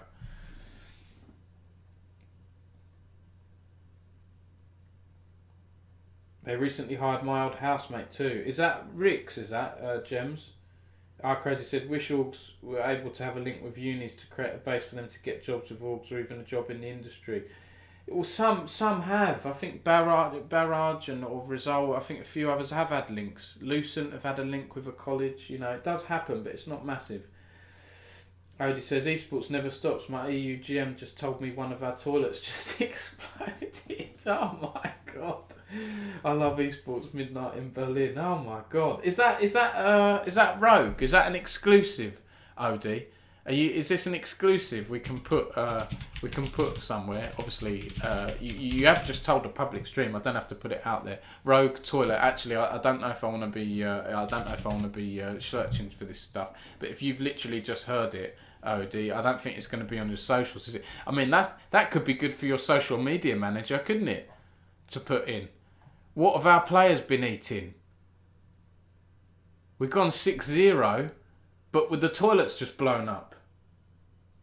Just heard it won't hit social, okay. Well, I won't, you know, it could be a bit of a weird thing for me to tweet, so I won't, but unless you want me to. Wow, that is a weird thing, isn't it? Charlie for Newell, Castle Gem said, okay, cool. Yeah, I like the Newell guys, they're good guys. Wow, that is unusual, isn't it? What on earth's happened there? I hope they're all right. I hope they're safe as well. I mean, I'm laughing about it. That could be, how does a toilet explode? How's that happened? As a pipe burst or something? I'm guessing you mean pipe burst, right? Rather than, yeah, it isn't a funny thing. Yeah, apologies. The way I read it, it looks funny, but it's not. I mean, bloody hell. The fourth one in your career, you're joking. How the hell does that happen? I've never had that happen to me, touch wood.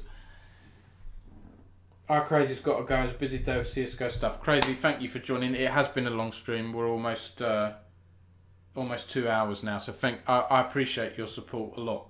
Thank you, mate, and it's been good chatting to you as well, in DMs and things like that. So good luck with what you're doing as well, and in the lower divisions of NLC. Thanks for tuning in. So we've covered some of this stuff here, haven't we? Morgan Sports Law has launched a new esports talent agency, another legal law firm, and they've got some good talent there as Mitsoko. Speaking of Null, I think Mitsoko was on the Null team ages ago. Misoko Anderson, now she's a law firm. Shark person said must have been overnight curry or kebab. See, but that was my first thought, Mega, right? Jokes and things. But if someone was sitting on it when it happened, I hope they're all right. Yeah, okay. Chemtech Drake's been removed from League. Bunch of players are happy about that. It's overpowered. I won't go into too much detail there. Did a nice interview here. Shout out to Will Busfield, one of our volunteers and a student at Chichester Uni, who is, you know, the lecturer there, is another esports OG who Odie knows and played for Odie. Ramesh Singh, of course. So yeah, Rams has messaged me in the past, you know, and we've spoken about volunteers, students from Chichester Uni doing a bit for Esports News UK. This was great. And I'm going to be doing another couple of guest lectures at Chichester Uni as well in the coming months, so that'll be fun. But I really like this. We sent Will along to X7's boot camp at the University of Roehampton. And, you know, we spoke about how should we do this, Don, what shall I do? Like, I was like, well, just speak to everyone there, you know, like this is a new team, it's a new org. speak to however many people you can, and he got the players and most of the staff as well, and it's a really good insight into X7, this little org from the Isle of Man that have got this funding, or funding themselves now, and I've got some good players. Cassing, he used to play for you, didn't he? Back at Dignitas ages ago. OD's on this X7 team now, and the fact that they've got a world champion in Haru, I mean, it's absolute madness. We've never had a player like that, Korean imports in the UK league scene. So I'm very excited about this team. I think they've got Mega. You'll know Mega. They've got an unbeaten start, haven't they? Are they 6-0 in the NLC at the moment? Yes, Cassing is there, OD, and he looks happy. He looks the happiest I've seen him. And I said to Will, when we were coming up with questions for this, I said, when you talk to Cassing, ask about how he's feeling. Because he looks so happy. I interviewed him at XL a few years ago, and he was not happy because he'd just been demoted down from the LEC down to the B team, the academy team. And we asked that. You know, look, I remember I interviewed Cassing at the Wanyu Games Cafe. This is, almost 3 years ago now, and he wasn't happy. He said, you know, this is the hardest point of my career, LEC Spring Spit. My goal is to make it to Worlds, you know, and it was a tough. I really like Cassing though, because he gives good quotes. He's very open and honest. He's intelligent and experienced now, isn't he? He's a veteran player, and he gave us some good quotes again. Said about, you know, the overall quality of the NLC. It just feels like it's weaker compared to the like of Spain, other European regional leagues. He's of course played in Spain. He won the split there last year in the Spanish team. Was he with Giants, Mega? I can't remember which team he was with now. As he said, hang on, is that my old top laner I fired? Well, their top laner was playing in the LCS as well. Is it this guy, Jaeger? Oh, he's a German player. Well, we can soon see as well, right? Which team he's played? His teams he's played for. He's played for a lot of teams. Yeah, Dignitas. So he was with Dignitas between November to February. What's that S there gone? Did you bench him or something in January and then he left? His mum used to pull the plug on the internet at midnight when he played for me. I fired him. Oh my God, OD. Oh, he was known as Smitty J at one point, right.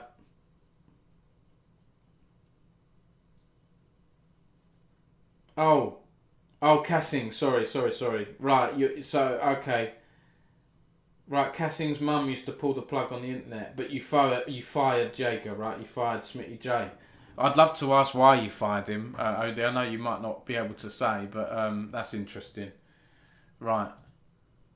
Yeah, so they're at this team now, OD. This team that barely existed a year ago. Where is it here? And have given us lots of interesting quotes and things. So thanks to Will for doing this. And I need to re-promote this. I might actually, after this stream, just time up a few tweets to go live this weekend, so I don't have to do anything, and I just re-promote a bit of content. I might do one article a day, just a quick press release.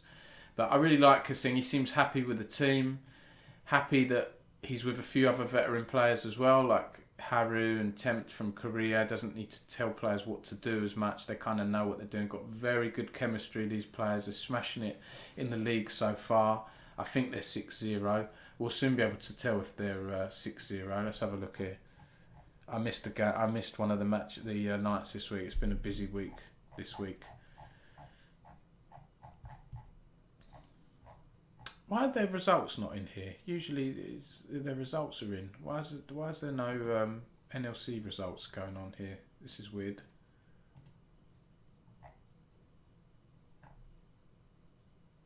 Oh, 4 games. This hasn't been updated, has it? I thought they'd played 6 games now. 19th.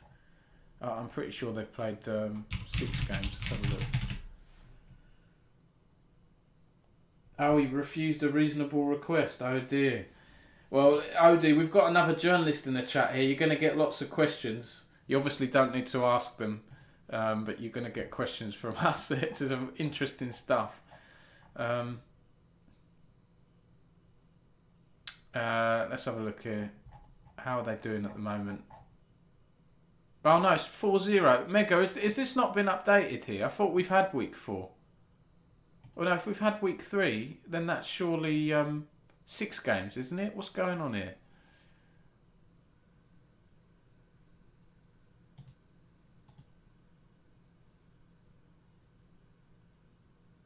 That's 2, 3, 4, 5. Yeah, it is 6. They haven't updated it right. There are 6-0. 6 wins, 0 losses. I'm not revisiting 2015. Esports has changed a lot, hasn't it? In 5-6 years, it has changed a lot. Absolutely. A few other stories you might have missed. This isn't esports related, but this is a big Irish YouTuber who's won all 150 copyright appeals against toy animation. I think he does sort of like manga, anime videos and things like that. And I haven't watched this video. I just saw this article on Invent Global the other day. But that's a good win for him, because I know he was not happy last year where he had pretty much almost his old channel almost taken down, all the videos of these copyright requests from an anime studio, Japanese animation studio, Toei Animation. But a YouTube contact reached out to help him, and 150 takedown videos. I mean, that would terminate his channel entirely from all the copyright strikes. Toy broke YouTube's policy, Mark says, and instead of responding with a justification for the takedown notices per YouTube's request, they instead used their own tools behind YouTube's back to manually claim and block every one of the 150 videos in my catalogue of my content. That's naughty, isn't it?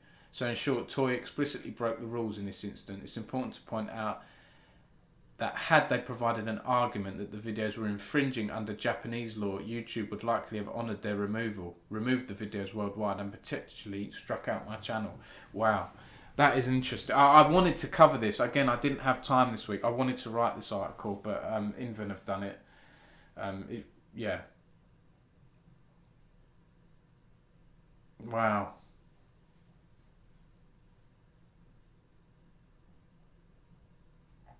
Yeah, so that sounds really stressful for him to go to. Again, it's why, as a content creator, excuse me, I'm glad that I have a site. I own my platform, right? I own Esports News UK. If anything happens on Twitter, on YouTube, on TikTok, on Twitch, it won't affect me as much as it affects these guys. Yes, these guys are going to be earning tons more than a small independent news site, but you know, they don't own YouTube. YouTube can do whatever the hell they like, and getting copyright strikes like this must be scary. But good news that it's been sorted now.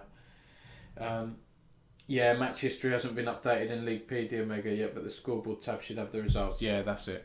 A few other stories. Swift Skill, again, I didn't get time to do this press release, raises £150,000 pre-seed to democratise esports skill development. I haven't read this yet. I just literally opened the link. I've received funding from Jensen Funding Partners. So what do? So it's founded by people from Cranfield Uni and Lancaster Uni here in the UK. They've created Swift Skill after the pair recognised a lack of advice available for aspiring esports players, being closely connected to the esports sector in India, where they first met at the Birla Institute of Technology. Perry and Duta recognise that gamers from different regions may not have the same opportunity to enter esports. That's true. When I was working at the British Esports Association, I used to get a lot of messages from people from India, other countries around the world, not close to the UK, and I felt bad. I couldn't help them. You know, they're asking me, hey, how do I become a caster here in India? I'm like, I don't know. I don't know like who the main players are in India. You know, I tried to give them advice, try and see if, you know, ESL have done things in India, haven't they? I think Insomnia have had an India thing. I said try and contact your organisers out in where you are, but I felt bad because I couldn't help them much. So actually, this sounds like a pretty good idea for a company. They'll provide digital analysis tools that give players insights into their performance. Okay, so performance data, insight, heat maps. We've seen some of that in esports. Let's see if this one is good. Players can identify trends and skills to succeed in future matches. Valorant's the first title, but they also do others like CSGO. So it looks like a skills improvement platform helping people go pro. It's like an academy type thing. So we'll see. But yeah, it has UK. An angle there, right? Because these guys have studied at UK universities, so that'd be interesting to see how they do. And talking of academic stuff, This is Esports Teachers and Lecturers Networks that's been set up now. But the interesting thing here is that I've noticed a name here, Dr. Bobby Fletcher, who was the person in charge of a lot of the game stuff at Staffordshire Uni, who left last year after all this esports course criticism. So she's at UAN now, is that University of Nottingham, I think. So I might look into this or reach out to Dr. Bobby Fletcher again and see what she's doing, what new role. University of Nottingham, are they going to do esports? I don't know. I haven't heard that they are, but possibly. And then I saw there's a white paper here. iCrazy, I think, has left now. This would have been relevant to him. He's looking for sponsorship and stuff. This is a new report Nielsen have done with Faceit on the ROI, the return of investment on esports. I haven't looked at this yet, but I think this could be quite handy for info for my clients to know, my consultancy clients and stuff like that. There's some numbers in here, isn't there? 73% of Gen Z and millennials using ad blockers. Yeah, we know all this stuff. 68% global esports fans are under the age of 35. Oh God, I'm in the minority now, guys. OD, we're in the minority now. We're in the 30% of global esports fans that are over the age of 35. There's growth and all this stuff, isn't it? It's brands getting into it. It's all industry geeky stuff. It's not really sexy and exciting. So I won't hold on that. DJ Wheat, Odie, you mentioned this the other week. He's of course left a heartfelt farewell. I actually think, I covered this last week, didn't I? I covered this last week. What is new from DJ Wheat is he's sort of spoken out against... he's spoken out about the failures of the Overwatch League. This is very much him saying, I told you so. He said, I was not able to speak publicly about Overwatch League while I worked at Twitch for obvious reasons. This article's on .esports. But you better believe that I was the guy in every effing meeting going, this is stupid and you're all stupid. I think his criticism was around the franchising. Yeah, he said how terrible of an effing deal this was. He said, people got sick of me saying that for a year and a half. He went into the massive layoffs at Activision Blizzard across both the Overwatch League and the Call of Duty League, which saw 190 employees let go last March. It did not feel good, DJ Wheat said. I'll tell you why it didn't feel good. Because that league cost a lot of effing money, and a year later 11 of my effing staff were laid off, so I was especially effing angry. A very effing stream from him. And, he's making a point there, isn't he? He's saying... he said his speech spanned not only his personal grievances with the Overwatch League, but the general mismanagement of the esport. He said, maybe those people wouldn't have effing lost their jobs because someone wanted every Overwatch professional gamer driving in a Lamborghini and dating porn stars. So yeah, he didn't agree with the business model of the Overwatch League, and I guess the COD League as well. This is not, this headline's boring, but in here I found it said that 2/3 of dads aged 25 to 44 are regular gamers in a study out of 16,000 UK residents. So I might do a little thing on that at some point. And the last few bits, I saw a bunch of people talking about this. For streamers, this might be interesting. This is Elgato Stream Deck pedal, an official Discord plugin. That's quite interesting, isn't it? People using a pedal to change scenes, rather than clicking or using a Steam streaming deck and all that stuff. Found that seems quite interesting. $90, you can switch scenes and all that stuff. I don't know, not for me, but if you're a professional streamer, maybe, I guess. And that's kind of it. I think lastly, I was just going to look at the news. Gaming publications are writing about... do you know, I've noticed this with upcomers, they're going down the general gaming route, and I never see this as a good sign when esports publications start doing this. Dixerto are different because they're massive and huge. Maybe Upcomer as well, but Upcomer have historically been esports focused, and now I've noticed they've started doing general gaming content now. How to evolve every new monster in Pokemon. They're going after the Google clicks, aren't they? How to unlock get shiny Pokemon. Like, this is, when I go on Upcomer, as an esports fan, I don't want to see this. Look at this. Look, all the top stories are how to get things in Pokemon. They should have a separate tab really for that, because this is guide stuff, right? This is not latest news. How to save your progress in Pokemon. This is just me moaning about journalist stuff here. But this isn't good. Valorant sources Team BDS to decide. That's more esports news. So this, man, they got Great British Bake Off stuff. Achievement Unblocked wants to be gaming's The Great British Bake Off.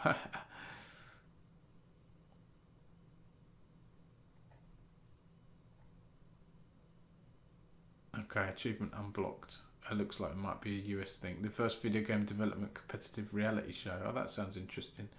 Achievements unblocked on applications January 17th. So yeah, this is stuff. This is stuff that's like breaking now. I like to have a look on my news feed before I close the stream off. Caster Gem said you can get any foot pedal and map it to a hotkey in Stream Deck, and you got the same thing for a fraction of the price. Yep, that's true. That is true. I guess this has the Discord integration, right, as well. I mean, what does it do? Yeah, official Discord plugin. Oh, God, everyone's writing about Pokemon, aren't they? God, dear.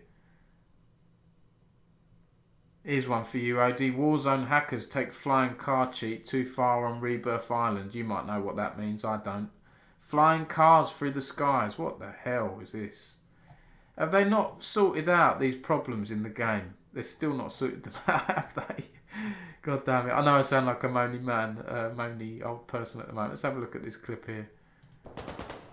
What the fuck? What is...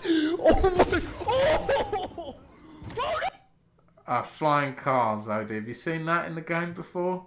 My God, what is that? God, it looks hellish, doesn't it? Lorks, good evening, Dom. Hello, Lorks. Have you just joined the stream? I know it's like I'm about to end soon. Unfortunately, you've missed most of it. I hope you're well. We're at the tail end. We're at the graveyard part of the stream now. I'm just seeing if any news is breaking at the moment. But everyone's writing about blooming Pokemon at the moment.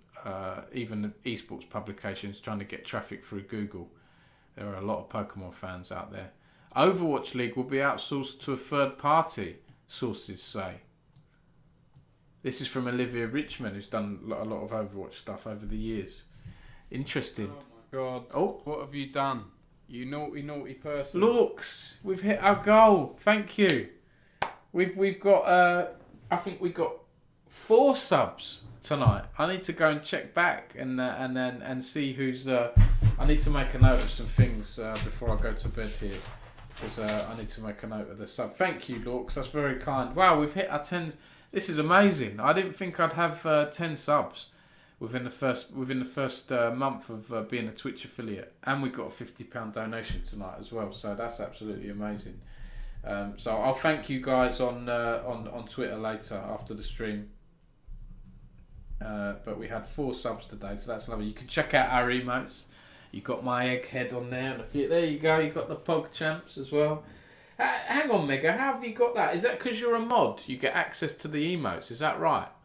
Because we were chatting about that last week, weren't we? It had to be done. Saw 9 out of 10. Haha. Thank you, Lorks. Well, yeah, you've got access to the emotes.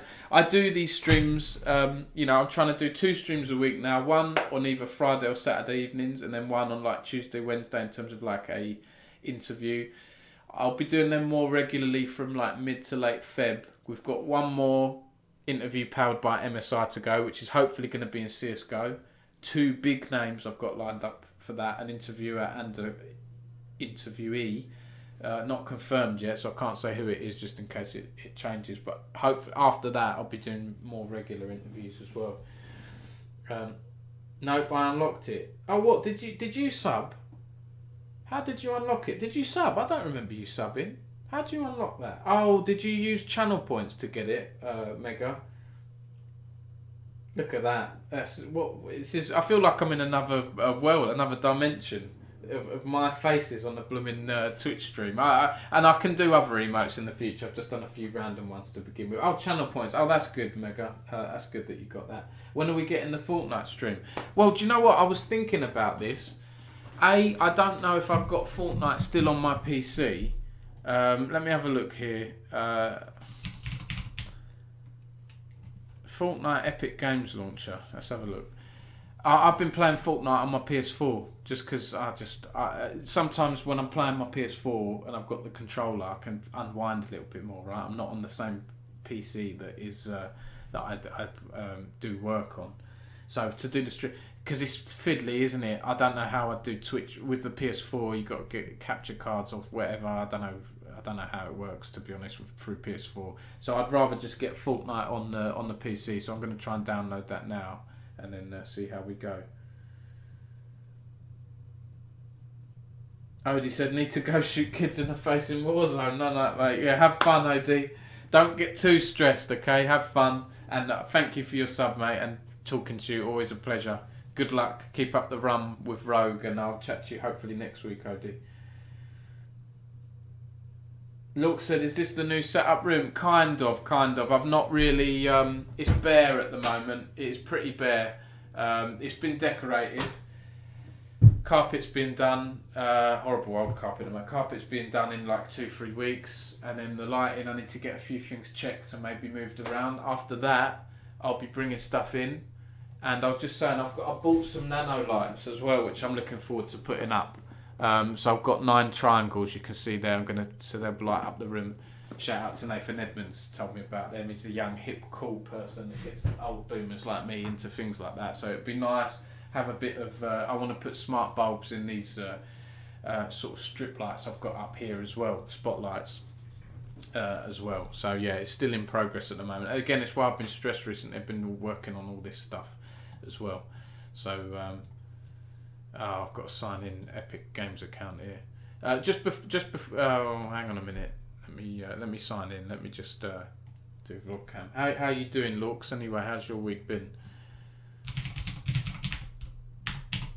See if I can log in right. I don't know if I've got the right password here. No. Oh, God.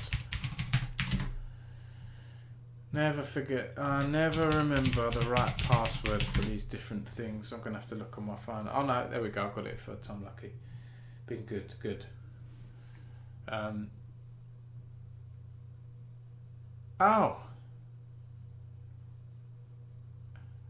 Oh, the Green Goblin has been added to Fortnite. That's pretty cool. I've been playing it because I've got Vi, of course. Right, I've got the Vi skin. I had to get the Vi skin. I had some V-Bucks from a while ago, so I bought the new Vi set, and I've been enjoying playing as Vi.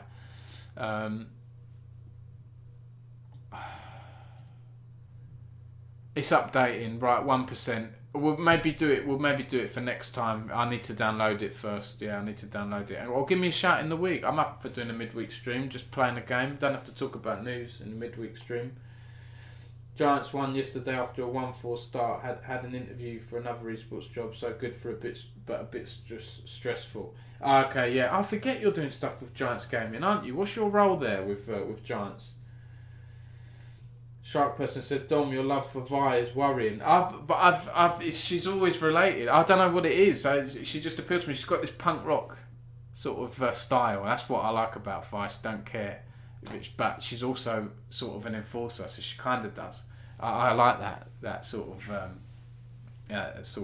whatever it is, just the position or whatever you want to call it, you know.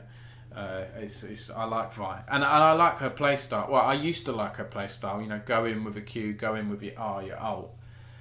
In recent years, I prefer artillery mages and things like that. In low elo, you go in and your team leaves you half the time, even if they're right near you. So I prefer artillery mages where I can be a bit safer and poke people.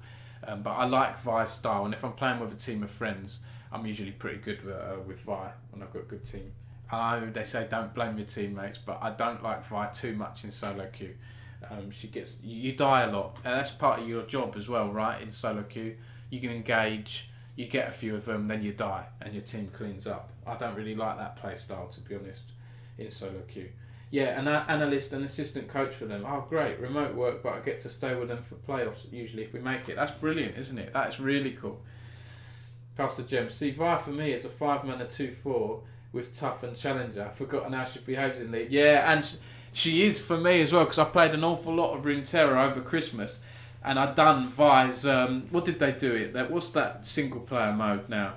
Oh, bloody hell, what's it called? Oh, I can't think what it's called now.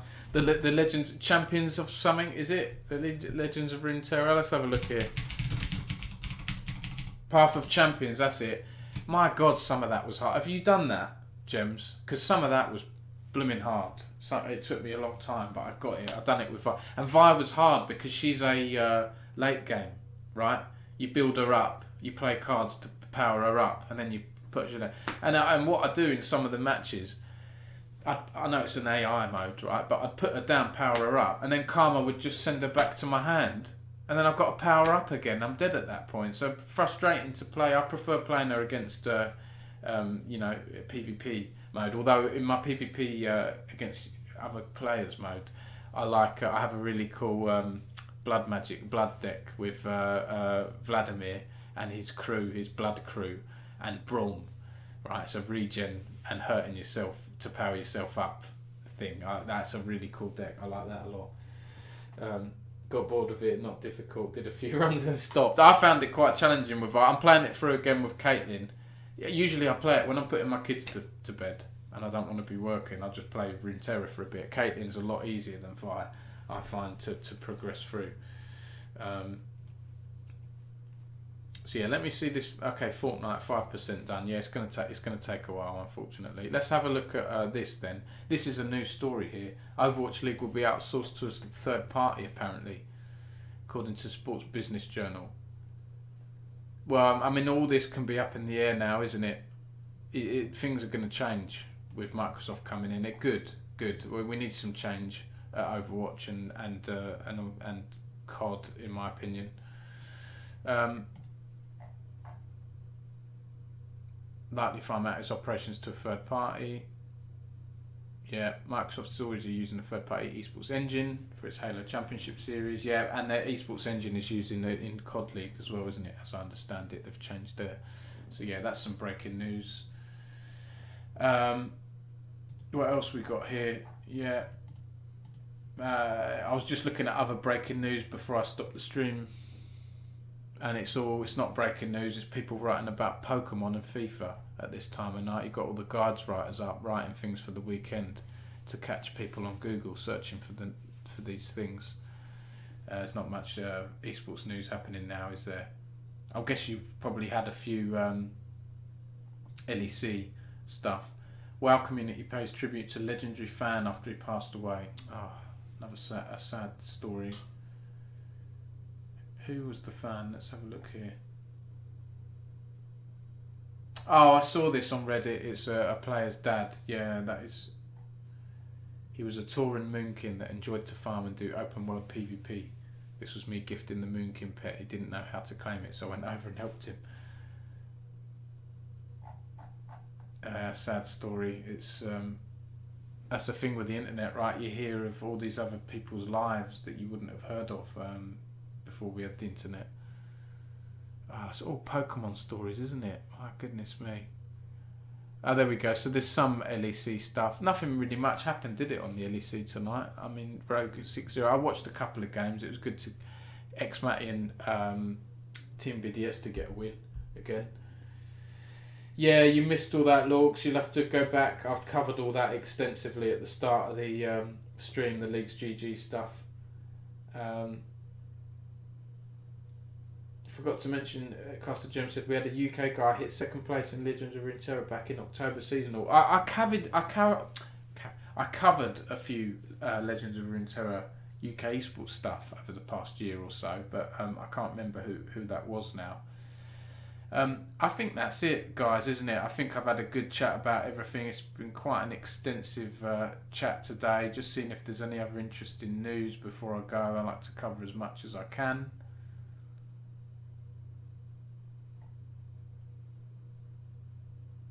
I think that's it. I think that's it, isn't it? It's late as well. So I'm not going to be around this weekend. I'm going to time some content up. And I might do one article a day. I might even not do one article a day because I want to have a break and time for myself. I need it. The kids are away this weekend, so I'm looking forward to it. I'm going to go get pizza or something, treat myself. I might play some games for a bit, but I want to get out the house this weekend more than play games. Do some archery. Going to do that. Yeah, going to time some stuff up. Thank you, and yeah, I really mean it, guys. Thanks a lot for your subs, your donations, your that reminds me, I'm going to have to thank Mark for a donation. I appreciate it. Thanks to Relly Ray for the raid as well. Go follow Relly Ray, an old school, I say old school, I think she's about 30 or so. Used to be in the League of Legends scene a lot in UK League, and she sort of when she's just come back. She's known by a lot of people in the scene, and she's streaming as well, so she gave me a raid. So I couldn't think of a nicer person to sub to. Look said, "Oh, thank you, Look, so I appreciate it." It was you, Gems. Oh yes! Oh my God! My memory is awful, isn't it? Do you know what? I'm going to blame me being a journalist, because as a journalist, you are very much an expert for a day. When you're covering hundreds of stories in a year, oh God, thousands. If I'm doing 2-3 articles a day, you know, I'm going to do about 1,000 articles a year, right? So it is easy for me to forget things. Yeah, how are you doing now? Are you taking, just before we go, are you taking part in any upcoming tournaments? You did well with that. I remember talking to you. I'm intrigued, Gems. Just before we go, we'll pick an outro song as well, shall we? I like this Creator Safe music playlist from Riot, because there's a lot of good little Riot songs. Should we put a is this a Pentakill one here? Yeah, we'll put Pentakill on for the goodbye noise. Last thing I did was casted the EU Masters back in November, I think now. EU Masters, what in Runeterra? EU Masters, right? But mainly looking for casting stuff. I will try to play some upcoming stuff. That's good that you do both. That is really good. It'd be good if we. It has had some input, hasn't it? They do have some prize pools. You know, you have to win regularly, don't you, to be able to make a good living out of it, I guess. Yeah, Legends of Runeterra, you must. Well, give me a shout if you feel like there's a news story, interest in UK talent or globally Legends of Runeterra esports stuff. Just give me a shout, a DM. Because you know me, as just me and Mega and a few volunteers, I sometimes miss stuff, especially when it's, you know, Riot's newer esports or slightly smaller esports as well. 20k prize pool every 2 months per region. Yeah, that's not too bad, is it? That's not too bad. You know, you win one here and there, so that's pretty good. That's pretty good money. That's the seasonals, yeah. All right, well, great stuff. Thank you, everyone. I appreciate it. I'm always rubbish and dragged out with my goodbyes, but I will say goodbye. Have a lovely weekend, whatever you're doing. Let's hope no big news breaks, so I can have a bit of a break, and I will catch you next time. Thank you everyone for watching, and I'll see you soon. See you next week. Sacco signing out for now.